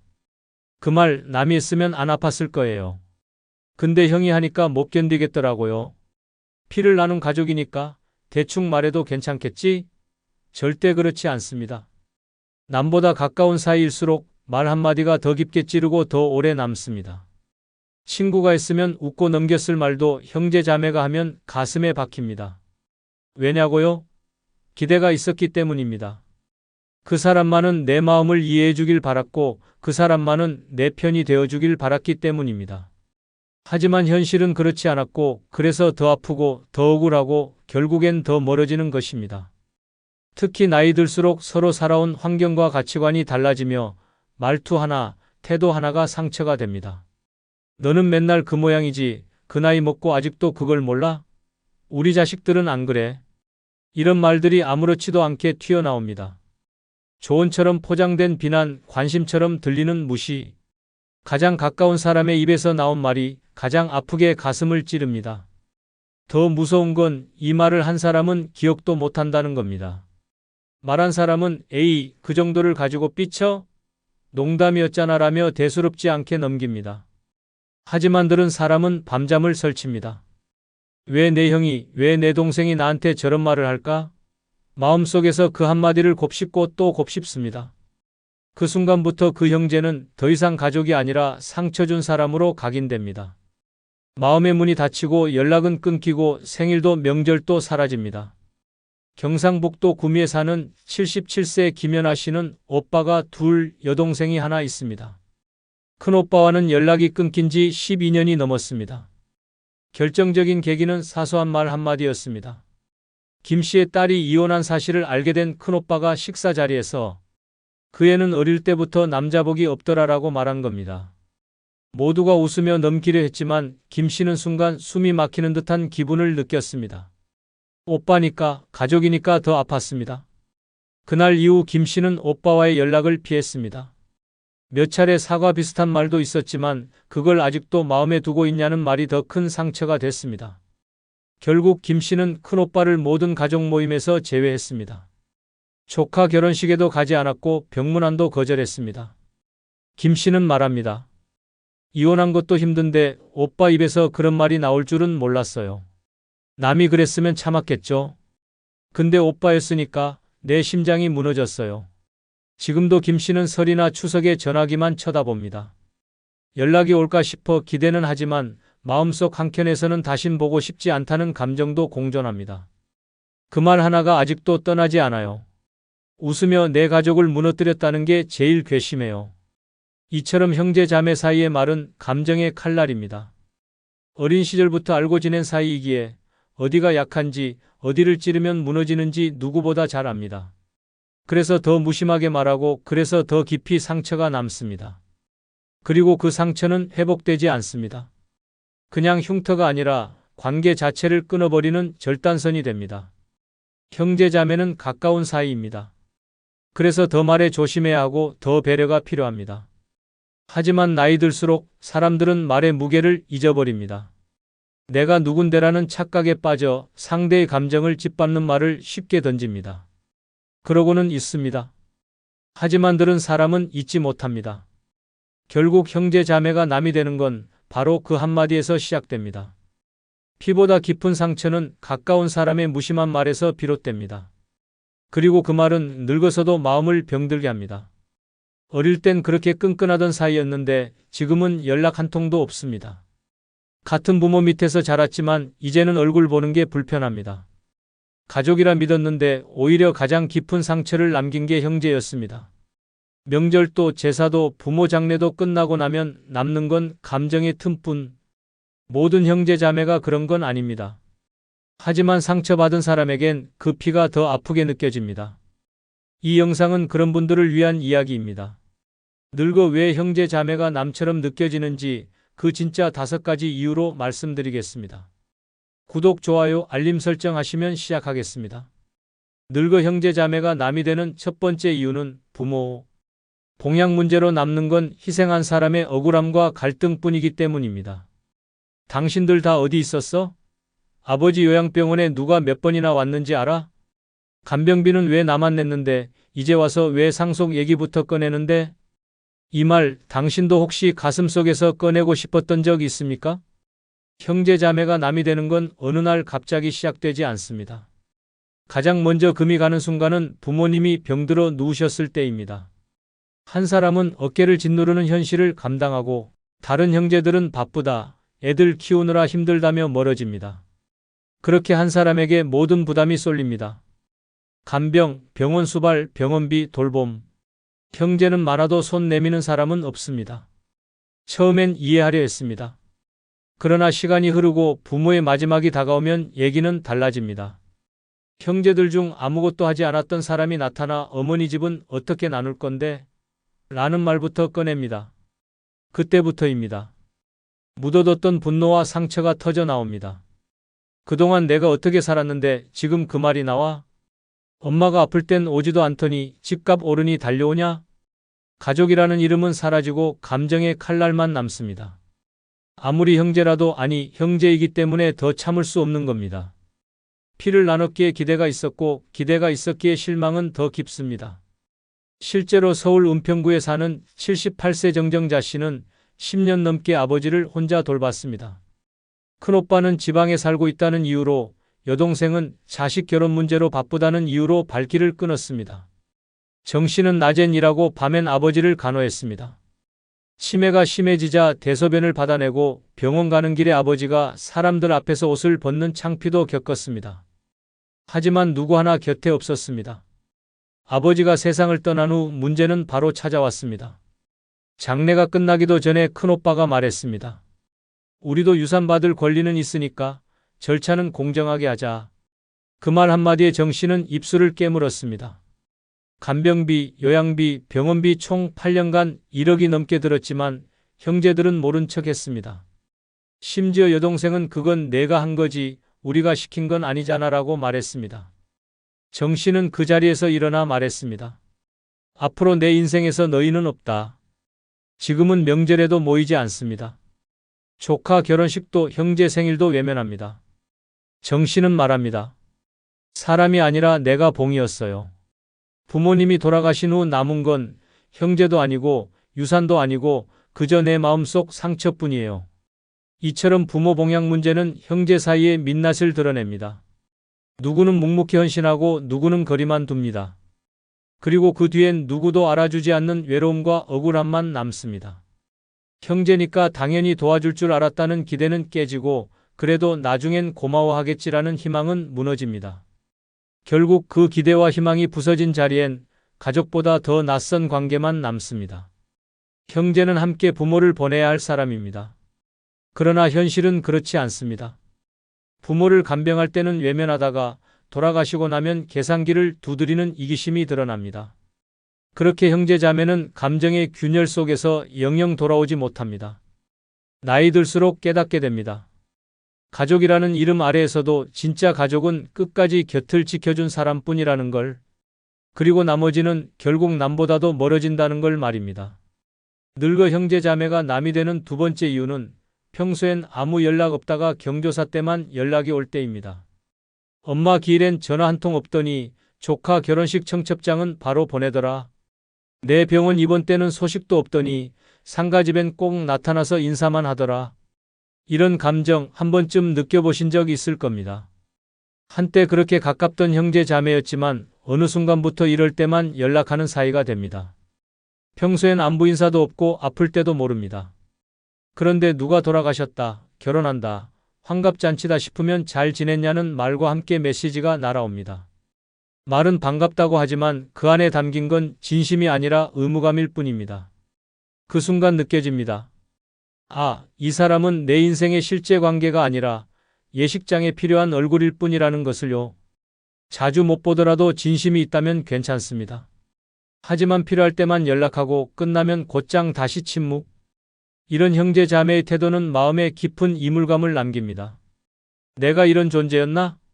라는 씁쓸한 물음표가 마음에 박힙니다.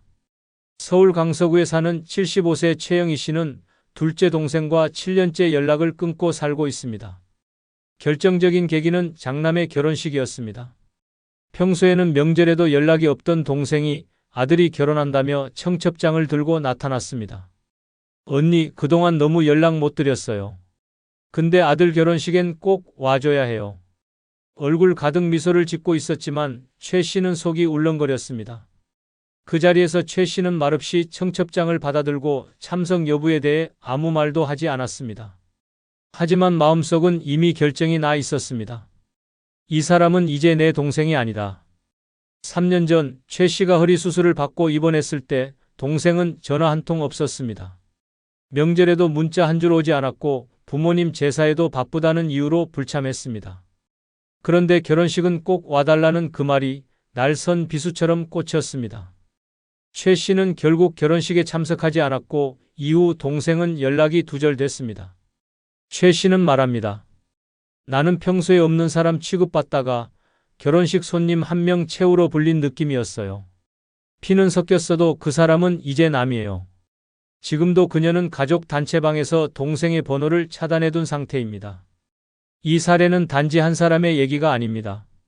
실제로 많은 사람들이 형제 자매와의 관계에서 이런 씁쓸한 감정을 겪습니다. 평소엔 무소식, 무관심, 무존재. 그러다 갑자기 상가집이나 결혼식에서 오랜만이네라는 인사와 함께 나타나면 그 위선적인 얼굴이 더욱 멀게만 느껴집니다. 이런 관계는 더 이상 가족이라 부르기 어렵습니다. 관심이 단절된 채 오직 사회적 체면이나 형식으로만 이어지는 관계는 가족이 아니라 비즈니스에 가깝습니다. 나이 들수록 진짜 가족은 자주 보지 않아도 서로의 삶에 관심을 갖는 사람이어야 합니다. 하지만 경조사 때만 나타나는 형제는 오히려 남보다 더 큰 공허함을 안겨줍니다. 가장 슬픈 건 그런 연락조차 점점 사라진다는 겁니다. 마지막 인사는 장례식장일 수도 있습니다. 그마저도 우리 서로 너무 오래 멀어졌지라는 말 한마디로 끝나버립니다. 그리고 그 이후엔 정말로 남이 됩니다. 마음이 끊긴 형제는 한때의 추억만 남기고 내 삶에서 조용히 사라집니다. 나이 들수록 우리는 알게 됩니다. 진짜 가족은 경조사 때만 찾는 사람이 아니라 평소에 내 안부를 궁금해하는 사람이라는 걸. 그리고 그 사람이 아니라면 피를 나눴어도 남입니다. 그 어떤 사연보다 아프고 그 어떤 이별보다 조용한 관계의 끝. 그것이 형제 자매가 남이 되는 마지막 모습입니다. 늙어 형제 자매가 남이 되는 세 번째 이유는 어릴 적 서운함을 여전히 품고 있기 때문입니다. 그때 왜 나만 시장에 안 데려갔는지 아직도 기억나요. 새 옷은 늘 언니가 먼저였고 나는 물려입기만 했어요.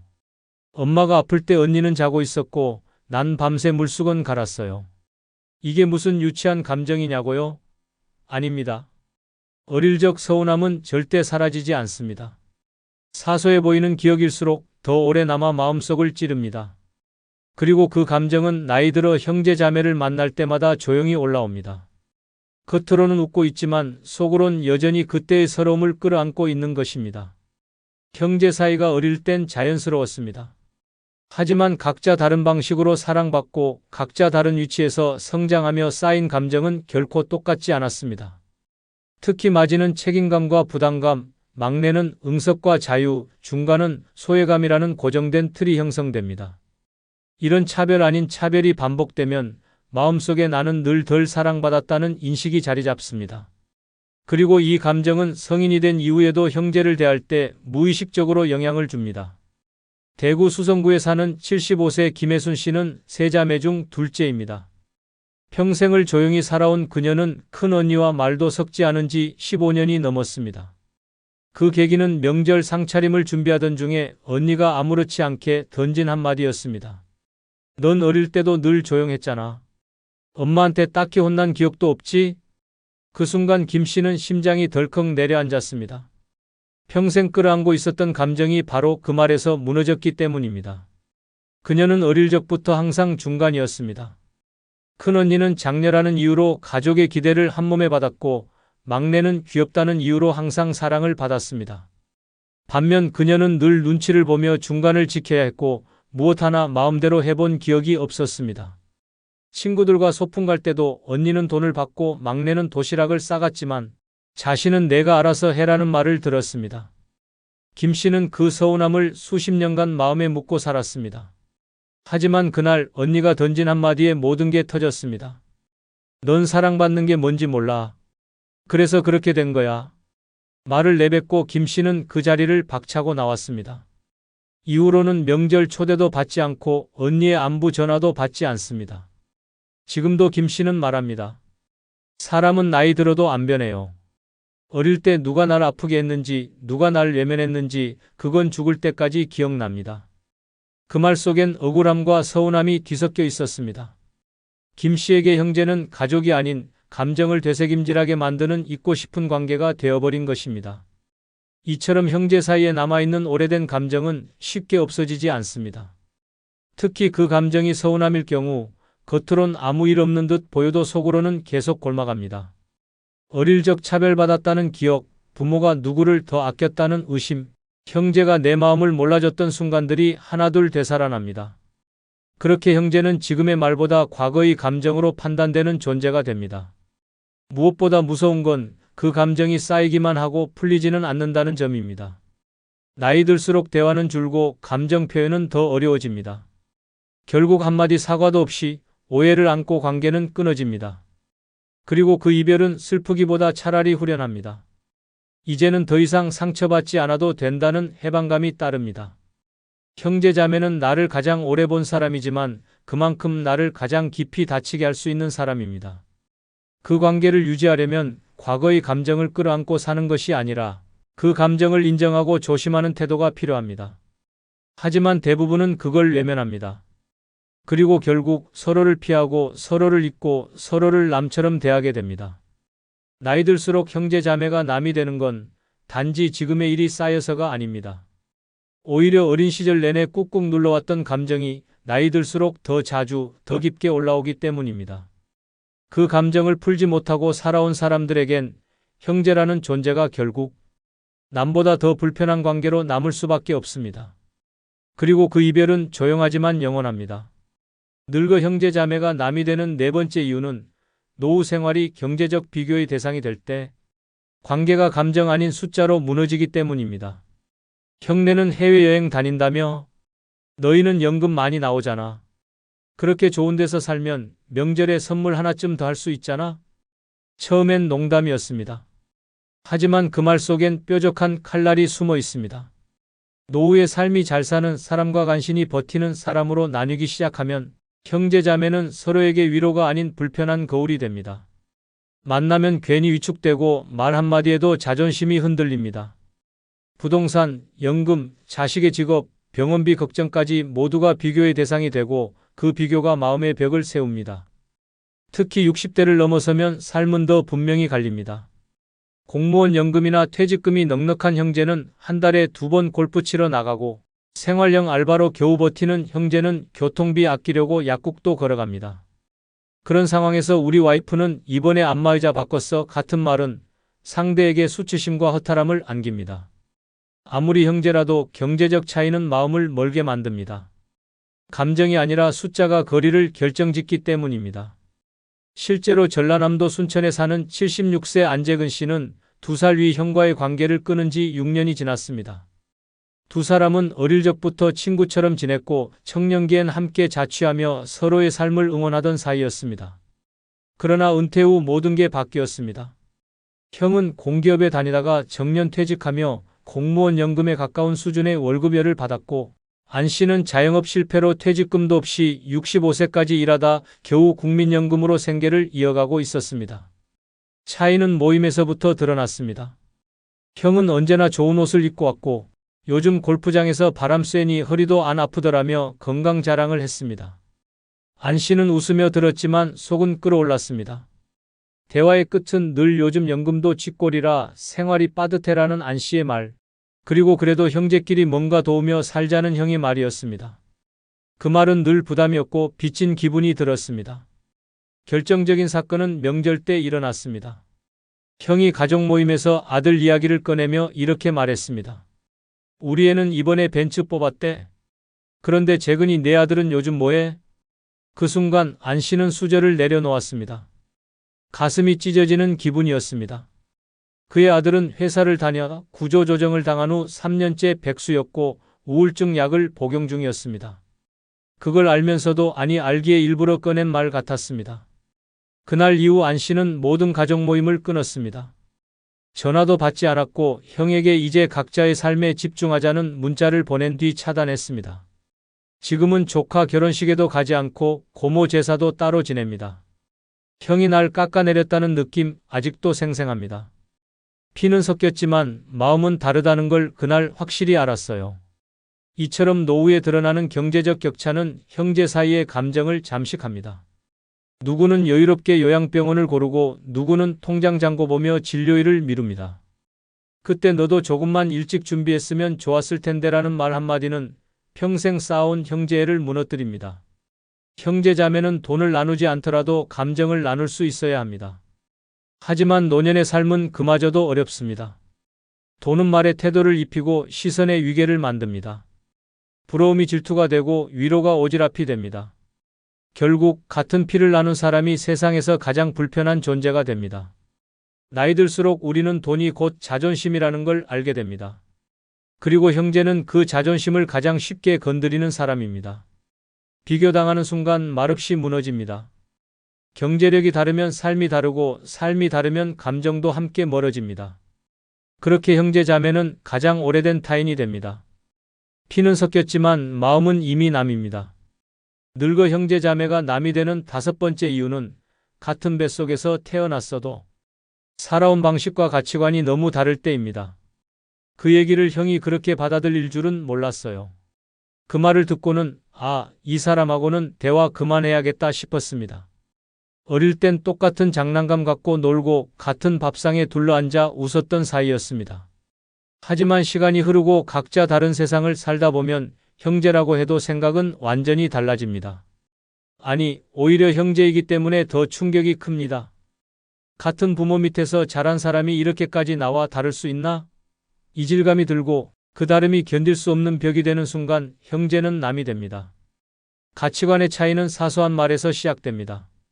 예를 들어 누군가는 자식은 알아서 크는 거야 라고 말하고 다른 누군가는 부모 책임이지 애가 왜 망가져? 라고 받아칩니다. 정치, 돈, 결혼관, 노후관 대화 주제가 뭐든 결국은 서로를 평가하고 비난하는 결론에 도달합니다. 넌 너무 꽉 막혔어. 너야말로 철없는 소리 좀 그만해. 같은 말이 오갈 때 더 이상 형제가 아닙니다. 감정은 다치고 관계는 멈춥니다. 강원도 원주에 사는 72세 문병기 씨는 동생과 10년째 연락을 끊고 삽니다. 두 사람은 어릴 적엔 무척 친했습니다. 함께 공장도 다니고 부모님 돌아가신 뒤 재산도 크게 다툼 없이 나눴습니다. 그런데 문제는 자식과 노후에 대한 생각에서부터 시작됐습니다. 문 씨는 검소하게 살며 자식에게 절대 부담 주지 않는 삶을 선택했고 동생은 반대로 자식이 늙은 부모도 책임져야 한다는 입장이었습니다. 처음엔 의견 차이 정도였습니다. 그런데 어느 날 동생이 말했습니다. 형이 그렇게 살아서 조카들도 형을 안 챙기는 거야. 자식은 부모가 휘어잡아야지. 그 말에 문 씨는 얼굴이 붉어졌습니다. 말투, 눈빛, 목소리까지 다 싸늘했습니다. 자식들이 명절에도 연락하지 않는 게 자신의 삶 때문이라는 비난처럼 들렸고 감정은 걷잡을 수 없이 무너졌습니다. 이후로도 자잘한 가치관 충돌은 이어졌습니다. 문 씨는 기초연금을 받으면서도 소박하게 사는 걸 자랑스러워했지만 동생은 늘 그렇게 살아서 뭘 남기겠냐고 비아냥댔습니다. 어느 날 문 씨가 이렇게 말했습니다. 넌 왜 대화가 다 훈수야? 그날 이후 문 씨는 동생의 전화를 받지 않았고 지금까지도 연락은 없습니다. 문 씨는 말합니다. 내가 틀렸는지 맞았는지는 중요하지 않아요. 중요한 건 내 방식대로 살고 싶다는 걸 이해하지 못한 그 사람 태도였어요. 그게 끝이었죠. 이처럼 형제 자매는 가까운 사이지만 가치관이 엇갈리면 가장 멀어진 존재가 됩니다. 대화는 오해로 가득하고 말끝마다 그건 아니지라는 판단이 섞입니다.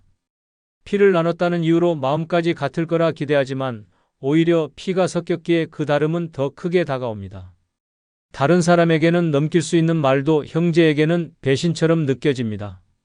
문제는 나이 들수록 생각이 굳어진다는 점입니다. 젊을 땐 의견 차이로 웃고 넘기던 이야기들이 이제는 인생 전체를 부정당한 듯한 기분이 됩니다. 내가 그렇게 생각할 줄은 몰랐어 라는 말은 넌 더 이상 내 편이 아니야 라는 선언이 됩니다. 결국 연락은 줄고 모임도 멀어지고 관계는 점점 사라집니다. 형제는 가족이지만 동시에 서로 다른 인생을 살아온 개인입니다. 그 다름을 인정하지 않으면 가족이라는 말이 더 이상 위로가 되지 않습니다. 오히려 감정의 무기가 되어 서로를 찌르게 됩니다. 그리고 그렇게 다름을 받아들이지 못한 형제는 어느새 연락처에서 사라지고 명절에도 얼굴을 볼 수 없는 남이 되어 있습니다. 같은 뱃속에서 나왔다고 해도 같은 방향으로 늙어가는 건 아닙니다. 그 다름을 받아들이고 존중하지 못하면 피보다 먼 감정만 남게 됩니다. 결국 나이 들수록 형제 자매는 타인보다 더 불편한 존재가 됩니다. 그리고 그 순간 우리는 스스로 형제를 놓는 연습을 시작합니다. 그건 이별이 아니라 마음의 거리 정리입니다. 우리 오빠가 상속 다 가져갔어요. 심지어 장례식 끝나기도 전에 땅 문서부터 정리했답니다. 아버지는 딸은 시집갔으니 줄 게 없다고 했대요. 저는 평생 간병했는데요. 이런 말도 안 되는 이야기 실제로 수도 없이 벌어지고 있습니다. 유산 한번 잘못 나누면 가족이 찢어지고 형제가 원수가 됩니다. 평생 함께했던 자식들끼리 변호사 앞에서 으르렁대고 조카들끼리도 얼굴을 못 보게 됩니다. 문제는 대부분 부모의 한마디 부족함에서 시작됩니다.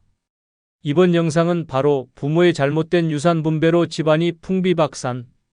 나는 5가지 경우를 적나라하게 알려드리겠습니다. 부모의 잘못된 유산 분배로 집안이 풍비박산 나는 첫 번째 이유는 간병한 자식에게만 상속을 몰아줬을 때입니다. 평생을 희생했는데 돌아온 건 형제 자매의 분노와 절연이었다면 믿을 수 있겠습니까?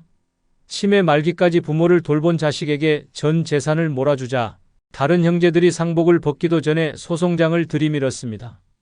죽음이 눈앞에 다가왔을 때조차 돈이 가족보다 앞서는 순간 가정은 산산조각 납니다. 노년의 병상은 외롭고 지독합니다. 매 끼 밥을 먹이고 기저귀를 갈고 병원에 들락거리는 일은 시간도 돈도 감정도 소모시키는 고된 일입니다. 그래서 많은 부모들이 이렇게 말합니다. 얘가 날 가장 많이 돌봤으니 당연히 이 아이에게 주겠다. 하지만 상속은 감정이 아닌 제도이고 형제 간 관계는 돈 앞에서 무너지는 종이 다리일 뿐입니다. 간병의 고마움을 인정하고 싶은 부모의 마음은 이해됩니다. 그러나 나머지 자식들이 볼 때 너무 지나치게 몰아줬다는 판단이 들면 그 순간부터 가정은 전쟁터로 바뀝니다. 한 사람은 이게 당연하다고 믿고 다른 사람들은 배신당했다고 느낍니다. 상속장이 공개되는 순간 형제 자매는 더 이상 가족이 아닙니다. 원수보다 더한 사이가 되는 겁니다. 실제로 이런 일이 있었습니다. 전라남도 광양에 사는 김현숙 씨는 어머니가 치매 판정을 받고 8년 동안 홀로 간병을 해왔습니다. 큰오빠는 해외에, 둘째 오빠는 서울에서 가정을 꾸리고 살았기에 모든 간병은 김씨 몫이었습니다. 요양보호사 자격증까지 따서 어머니 곁을 지켰고 생계를 위해 작은 반찬 가게를 운영하며 병원비와 생활비를 감당했습니다. 어머니는 평생 모은 전 재산인 시골 땅과 주택을 김씨에게 유언으로 남겼습니다. 공증까지 마친 뒤였습니다. 그런데 장례식이 끝난 다음 날 두 오빠가 찾아와 이렇게 말했습니다. 우리한테 한 푼도 없다니 그게 말이 되냐? 내가 어머니를 돌봤다고 해도 이건 도리가 아니지 않냐? 김씨는 어머니가 남긴 유언장을 보여주며 말했습니다. 어머니 뜻이었다. 간병한 내가 가져가는 게 당연하지 않냐. 그러자 큰오빠는 무표정하게 말했습니다. 그럼 법대로 하자. 그날 이후 김씨는 가족과 연락을 끊었습니다. 서울에서 소송장이 날아왔고 유류분 청구가 시작됐습니다. 형제의 카카오톡 단체방은 해체됐고 조카 결혼식에도 부르지 않았습니다. 김씨는 말합니다. 그렇게까지 욕심을 부릴 줄은 몰랐다. 나는 가족을 지켰다고 생각했는데 그들은 돈을 지키려고 했던 것 같다. 이 사례에서 드러나듯 상속은 누가 얼마나 돌봤는가 보다 누가 배제됐는가에 초점이 맞춰집니다. 돌봄의 정당함이 아무리 커도 나머지 자식들의 박탈감을 무시하면 그건 새로운 분노를 심는 일이 됩니다. 자식을 차별해서 키우면 원망이 생기듯 유산을 한쪽에만 몰아주면 불화가 생깁니다. 부모의 뜻이었든 자식의 희생 때문이든 남은 자식이 억울함을 느끼는 순간 가족은 끝입니다. 그때부터 그들은 서로를 형제가 아닌 상대로 보기 시작합니다. 소송이 시작되고 악감정은 대를 이어갑니다. 손주들끼리까지 원수처럼 지내게 되는 겁니다.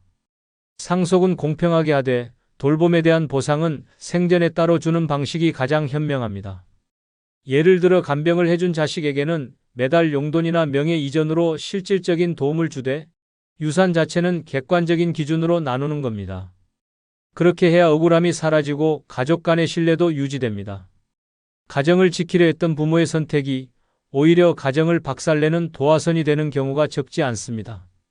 돌봄에 대한 보상은 살아있을 때 하십시오.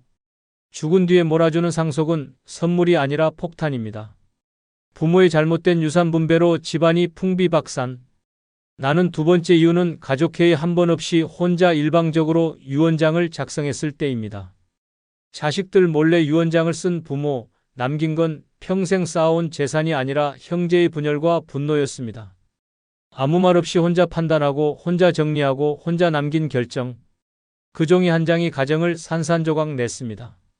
무언의 침묵으로 남긴 그 한마디, 나는 이 아이에게만 주겠다는 메시지가 가족의 관계를 영원히 끊어놓았습니다. 자식들은 부모의 선택을 존중하고 싶어 합니다. 하지만 동시에 알고 싶어도 합니다. 무엇을 어떻게, 왜 그렇게 정했는지를 말 한마디라도 들었더라면 억울함이 그리 크지는 않았을 것입니다. 그러나 가족 간의 대화 없이 일방적으로 내려진 결정은 상처로 남습니다. 유산보다 더 깊은 감정의 상처, 그것이 진짜 문제입니다. 죽기 전 단 한 번의 회의만 있었더라면 상속을 두고 싸우지 않았을 겁니다. 부모가 한자리에 앉혀놓고 이런 생각으로 이렇게 정했다고 말해줬다면 모두가 이해하진 않아도 납득은 했을 겁니다. 하지만 아무런 말 없이 변호사와 둘이 앉아 유언장을 작성하고 자식들은 장례식 후에야 알게 된다면 그 순간부터는 슬픔이 분노로 바뀝니다. 눈물 뒤엔 소송이 기다립니다. 서울 강동구에 사는 정은영 씨 가족이 그랬습니다. 어머니는 3남 2녀를 둔 평범한 가정의 가장이었습니다. 아버지가 일찍 돌아가시고 5남매는 뿔뿔이 흩어져 살았지만 명절엔 늘 한자리에 모였고 서로 왕래도 있었습니다. 어머니는 말년까지 건강했고 시골에 있는 전답과 서울 아파트 한 채를 소유하고 있었습니다. 어머니가 갑작스레 뇌출혈로 입원한 뒤 3주 만에 세상을 떠났고 그 후 변호사로부터 유언장이 전달됐습니다. 그 유언장엔 이렇게 적혀 있었습니다. 나는 큰아들에게 서울 아파트 전부를 남긴다. 나머지 자식들은 이미 충분히 자립했기에 더 이상의 상속은 필요 없다. 충격은 예상보다 컸습니다. 특히 둘째와 셋째 아들은 말도 없이 진행된 유언장에 분노했습니다. 유산을 어떻게 나누느냐보다 그 과정을 왜 숨겼는가에 더 큰 배신감을 느낀 것입니다. 넷째 딸은 울면서 말했습니다. 엄마는 평생 형제끼리 사이좋게 지내라고 하셨는데 결국 마지막 선택이 우리를 갈라놨어요. 결국 유언무효 소송이 시작됐고 가족들 간 연락은 끊어졌습니다. 조카들끼리도 더 이상 명절에 얼굴을 보지 않게 되었고 심지어 손자 결혼식에 초청하지 않는 사태까지 벌어졌습니다. 정은영 씨는 이렇게 회상합니다. 어머니는 분명히 좋은 뜻이었을 겁니다.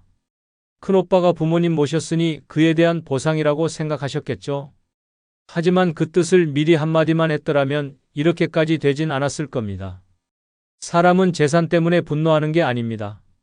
소외됐다는 느낌 때문에 상처받습니다. 마치 나는 중요하지 않은 자식이었다는, 부모가 나를 끝내 믿지 않았다는 그 감정이 무너지는 겁니다. 상속금이 1억이든 10억이든 정당한 설명과 공감이 없다면 상속은 감사가 아닌 원망으로 남습니다. 가족회의는 단지 의견을 묻는 자리가 아닙니다. 부모의 뜻을 설명하고 자식들의 감정을 보듬으며 미래의 갈등을 막는 최소한의 예방주사입니다. 누군가 상처받지 않게, 누군가 억울해하지 않게 마지막까지도 부모로서의 책임을 다하는 자리입니다. 말을 아끼는 게 지혜일 수도 있지만 유산 앞에서의 침묵은 비수가 됩니다. 한 번의 대화로, 한 통의 편지로, 단 한 줄의 설명으로도 형제는 끊어지지 않을 수 있습니다. 유언장은 문서지만 가족에게 남긴 마지막 말이기도 합니다. 그 말이 이해와 위로로 다가올지 상처와 분노로 남을지는 부모의 선택에 달려 있습니다. 남긴 건 재산이지만 무너진 건 가족이었습니다. 이것이 바로 말없이 쓴 유언장이 집안을 파탄낸 진짜 이유입니다. 부모의 잘못된 유산 분배로 집안이 풍비박산. 나는 세 번째 이유는 형제 중 가장 잘 사는 자식에게는 한 푼도 안 줬을 때입니다. 너는 잘 사니까 안 줘도 되잖니? 이 한마디가 그 자식의 가슴에 평생 지워지지 않는 멍을 남깁니다. 돈이 아니라 마음이 무너지는 순간입니다. 부모는 형평을 생각했다지만 자식은 차별을 느낍니다. 형제 중 가장 잘난 자식이라며 칭찬하던 부모가 마지막 순간에는 넌 이미 충분하다며 철저히 배제했습니다. 그 말이 남긴 건 억울함, 소외감, 그리고 끊어진 가족관계뿐이었습니다. 많은 부모들이 이런 생각을 합니다. 돈 없고 힘든 자식에게 더 줘야지. 잘 사는 애는 안 줘도 알아서 살잖아. 그 생각이 틀린 건 아닙니다. 그러나 유산은 필요가 아니라 관계입니다. 가진 것과 상관없이 자식은 부모에게 사랑을 균등하게 받았다고 느끼고 싶어 하는 존재입니다. 그런데 돈이 기준이 되어버린 순간 관계는 망가지고 가족은 원수가 됩니다. 더구나 그 잘난 자식은 자수성가했을 확률이 높습니다. 스스로 피땀 흘려 성공했고 형편 어려운 부모와 형제들을 도운 적도 많았을 것입니다. 그런데도 부모는 단 한 푼의 유산도 주지 않으며 넌 됐다고 선언합니다. 그 자식은 묻습니다. 그럼 나는 부모에게 필요 없는 자식이었습니까? 경기도 구리시에 사는 박영진 씨는 셋째 아들입니다. 그는 대학을 자비로 다녔고 스스로 사업을 일궜습니다. 부모에게 매달 용돈을 드렸고 명절마다 형제 자매에게 선물까지 챙겼습니다. 반면 첫째는 수차례 사업 실패로 채무에 시달렸고 둘째는 장기 실직 상태였습니다. 박 씨는 말없이 도왔습니다. 가족이니까요. 그런데 어머니가 돌아가시고 상속 문제가 불거지자 뜻밖의 일이 벌어졌습니다. 어머니의 유언장에 박 씨의 이름은 없었습니다. 시골 땅은 첫째에게, 주택은 둘째에게. 박 씨는 처음엔 믿지 못했습니다. 형제들이 말했습니다. 엄마가 그랬어. 넌 잘 사니까 굳이 줄 필요 없다고.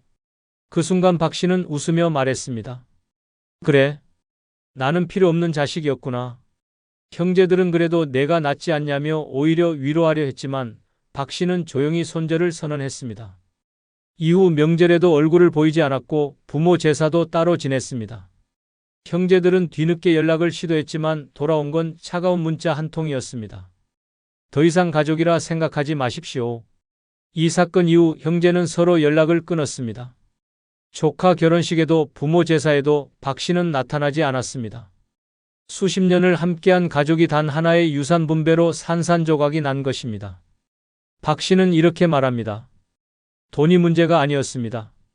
왜 나만 아들 취급을 못 받았는지가 그게 더 괴로웠습니다. 가장 잘 나간다는 이유로 배제당한 자식은 사랑이 아니라 계산의 대상이 되었다고 느낍니다. 넌 알아서 살아라는 말은 칭찬이 아니라 소외입니다. 유산은 금액이 아니라 감정입니다. 아무리 작은 액수라도 너도 내 자식이라는 상징이 담겨야 합니다. 그것이 없으면 상처로 남습니다. 유산을 형편 따라 나누고 싶다면 반드시 당사자와의 합의가 있어야 합니다. 내가 이해해주면 좋겠다는 설명이 있어야 합니다. 그렇지 않으면 부모는 형편을 고려한 선택을 했다고 믿지만 자식은 평생의 배제를 기억하게 됩니다. 돈이 많은 자식에게 한 푼도 주지 않았다고 해서 그 자식이 망하지는 않습니다. 하지만 그 마음을 지키지 못하면 그 자식은 영영 가족에서 떠납니다. 남긴 건 땅과 집이었지만 잃은 건 자식 한 명이었습니다. 부모의 그 선택 하나가 가정을 무너뜨린 진짜 이유입니다. 부모의 잘못된 유산 분배로 집안이 풍비박산. 나는 네 번째 이유는 딸은 시집갔으니 안 줘도 된다고 했을 때입니다. 너는 시집갔잖니? 남의 집 식구한테 뭘 또 줘? 이 말을 남긴 순간 부모는 딸의 마음에서 부모 자격을 잃습니다. 딸은 자신을 한 집안의 자식이 아닌 그저 시집 보낸 짐 취급받았다고 느낍니다. 상속을 배제당한 딸은 외칩니다. 시집은 갔지만 엄마 아빠 딸 아닌가요? 그러나 그 외침은 아무도 듣지 못한 채 유산분배라는 이름의 장부 속에서 지워집니다. 그렇게 시작된 분노는 가족을 갈라놓습니다. 멀쩡하던 형제 자매가 서로 소송하고 명절에도 얼굴을 못 보는 사이가 됩니다. 부모는 그저 관습대로 딸은 출가 외인이라는 말을 믿고 판단했을 뿐일지 모릅니다. 하지만 시대가 변했습니다. 딸도 부모를 돌봤고 가족을 위해 헌신했고 무엇보다 같은 핏줄입니다. 그런데도 넌 시집갔으니 끝이라는 한마디는 부모에게 받은 마지막 말로 남습니다. 그 말은 딸의 자존심을 짓밟고 평생 품고 살았던 가족에 대한 믿음을 깨버립니다. 인천 서구에 사는 윤지연 씨는 3남매 중 막내입니다. 형 2명은 각각 결혼 후 타지에서 살고 있었고 지연 씨는 결혼 후에도 친정 근처에서 살며 부모님을 돌봤습니다. 병원 진료, 생일 상차림, 명절 음식까지 대부분 지연 씨가 챙겼고 아버지가 쓰러졌을 때도 곁을 지킨 건 그녀였습니다. 하지만 아버지가 돌아가신 뒤 어머니가 남긴 유언장에 충격적인 내용이 있었습니다. 윤지연에게는 별도 상속하지 않는다. 이미 시집을 가서 충분히 도리를 다했다. 오빠들은 아무렇지 않게 말했습니다. 엄마 말이 맞잖아. 너도 이해하겠지? 지연 씨는 말이 나오지 않았습니다. 평생 가족을 위해 산 게 허무했습니다. 자신이 남의 집 딸이 아닌 바로 이 집의 자식이었다는 사실이 부정당한 듯한 기분이었습니다. 그날 이후 지연 씨는 가족들과 연락을 끊었습니다. 장례식장에서도 짐을 싸들고 조용히 떠났고 명절 인사도 없었습니다. 시간이 지나 큰오빠가 연락을 시도했지만 돌아온 건 차가운 한 문장이었습니다. 그날 이후 저에게는 더 이상 가족이 없습니다. 지연 씨는 이렇게 회상합니다. 딸이라는 이유로, 시집갔다는 이유로 내 몫을 지운 게 아니라 존재 자체를 지운 겁니다. 난 가족에게 필요 없는 존재였다는 걸 유언장으로 확인받은 거죠. 돈보다 더 큰 건 감정입니다. 딸도 자식입니다. 시집을 갔든 성을 바꿨든 부모의 사랑은 절반이어선 안 됩니다. 상속에서 배제된 건 단순한 유산이 아니라 가족으로서의 권리와 정체성입니다. 과거엔 딸은 출가 외인이라 했지만 지금은 누구나 법적 상속권이 있습니다. 그러나 법보다 더 무서운 건 소외입니다. 설명도 없이 배려도 없이 단지 시집갔다는 이유로 상속에서 지웠다면 그 딸은 평생 마음속에 버림받은 자식으로 살아가게 됩니다. 유산은 돈이 아닙니다. 부모가 남긴 마지막 말이며 마지막 온기입니다. 그 안에 딸의 이름이 없다면 그 딸은 그 순간부터 마음의 고아가 됩니다. 남긴 건 아파트 한 채였지만 잃은 건 딸 하나였습니다. 그 대가는 너무도 큽니다. 이것이 바로 시집갔다는 이유로 딸을 배제한 유산 분배가 가정을 무너뜨리는 진짜 이유입니다. 부모의 잘못된 유산 분배로 집안이 풍비박산. 나는 5번째 이유는 큰아들이 알아서 나눌 거라 믿고 아무 말 없이 떠났을 때입니다. 우리 큰아들은 절대 안 그래. 다 알아서 잘 나눌 거야. 그 믿음이 결국 자식들 사이를 칼로 베듯 가르며 가정을 무너뜨렸습니다. 부모는 마지막까지 말을 아꼈고 유언도 없이 세상을 떠났습니다. 그러자 남은 건 믿음이 아니라 의심이었고 형제애가 아니라 소송이었습니다. 가장 오래된 아들이니 집안일을 도맡아 해왔으니 그가 공정하게 처리할 거라 생각했던 부모의 믿음은 오히려 모든 비극의 시작이었습니다. 죽음을 앞둔 순간 부모가 남길 수 있는 가장 강력한 유산은 공평한 분배입니다. 하지만 그걸 맏아들의 인성에 맡긴다는 건 위험한 도박입니다. 인간은 돈 앞에서 달라집니다. 아무리 평소 인격이 좋아도 수억 원짜리 유산이 눈앞에 있으면 생각이 바뀝니다. 형제간 우애보다도 잃어버릴지 모를 기회를 먼저 계산하게 됩니다. 특히 부모가 생전에 유산 이야기를 꺼내지 않고 내가 잘 알아서 해라 한마디만 남겼다면 그건 불씨 하나만 던지고 떠난 것과 같습니다. 나머지 자식들은 생각합니다. 정말 공평하게 나누려는 건가? 의심이 생깁니다. 큰아들은 말합니다. 어머니가 나한테 맡기셨잖아. 나는 어머니 뜻대로 하는 거야. 그 말은 점점 가족의 신뢰를 의심으로 변질시키는 독이 됩니다. 실제로 충청북도 제천에 사는 김성진 씨 가족의 이야기가 그랬습니다. 성진 씨는 사남매 중 장남이었고 부모님이 돌아가시기 전까지 부모님 집에 살며 살림과 병간호를 맡아왔습니다. 다른 형제들은 각자 가정을 꾸리고 도시에서 살았고 명절이나 특별한 날에만 얼굴을 비쳤습니다. 부모는 늘 말했습니다. 이 집은 성진이한테 맡긴다. 성진이가 알아서 하겠지. 그런데 막상 부모가 돌아가시고 나니 유언장은 없었고 부동산과 예금 등 모든 재산이 성진 씨 명의로 변경되어 있었습니다. 나머지 형제들은 당황했고 둘째 누나는 이렇게 물었습니다. 엄마가 우리한테 한마디 말도 없었어. 도대체 어떻게 된 거야? 성진 씨는 단호하게 말했습니다. 아버지가 돌아가시기 전날 내가 알아서 해라고 하셨어. 난 그 말대로 하는 거야. 형제들 사이에 갈등이 시작됐고 결국 막내가 법원에 유류분 반환 청구 소송을 제기했습니다. 재산 목록이 공개되고 그동안 비밀리에 처리된 증여 내역까지 드러났습니다. 가족 단톡방은 조용해졌고 서로의 아이들 결혼식에도 초대받지 않는 상황이 됐습니다. 둘째 누나는 말했습니다. 우리 가족은 아버지의 그 한마디 성진이가 알아서 해라 때문에 무너졌어요. 그렇게 믿지 말았어야 했어요. 김성진 씨 역시 한숨을 쉬며 말했습니다. 나는 부모 뜻을 따랐다고 생각했는데 결과는 이 지경이네요. 차라리 유언장을 남겨줬으면 지금은 누구도 내 말을 믿지 않아요. 이 사례에서 보듯 말없이 떠난 부모는 갈등의 씨앗을 남기고 가는 것과 같습니다. 아무리 신뢰하는 아들이라도 어떻게 나눌지 구체적인 지침이 없었다면 오해는 반드시 생깁니다. 형제자매는 그 순간부터 자식이 아닌 상속 경쟁자로 변합니다. 유산 분배는 사랑의 문제이기도 하지만 철저히 제도와 기록의 영역입니다. 감정과 믿음에 맡기면 오히려 감정이 상하고 믿음이 무너집니다. 공평하게 나눠라는 말보다 더 필요한 건 어떻게 나눌지를 문서로 남기는 일입니다. 맏아들이 모든 걸 책임질 거라 믿고 떠난 부모의 선택은 결국 집안의 균열을 만들었습니다. 말 한마디 없던 침묵이 형제의 등을 돌리겠고 사랑이 아닌 계산을 남겼습니다. 남긴 건 믿음이었지만 남은 건 불신뿐이었습니다. 이것이 바로 큰아들에게 모든 걸 맡기고 떠난 부모가 가정을 무너뜨린 진짜 이유입니다.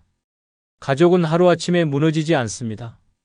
부모의 침묵, 한쪽 자식에 대한 편애, 작은 배제 하나가 쌓여서 결국 가족을 쪼갭니다. 유산은 공평보다 이해가 먼저입니다. 자식들이 억울함 없이 고개 숙일 수 있는 선택, 그게 부모가 마지막으로 해야 할 진짜 유산입니다. 그 선택이 공정하지 않았다면 자식들은 상처를 짊어진 채 서로를 원망하며 살아갑니다.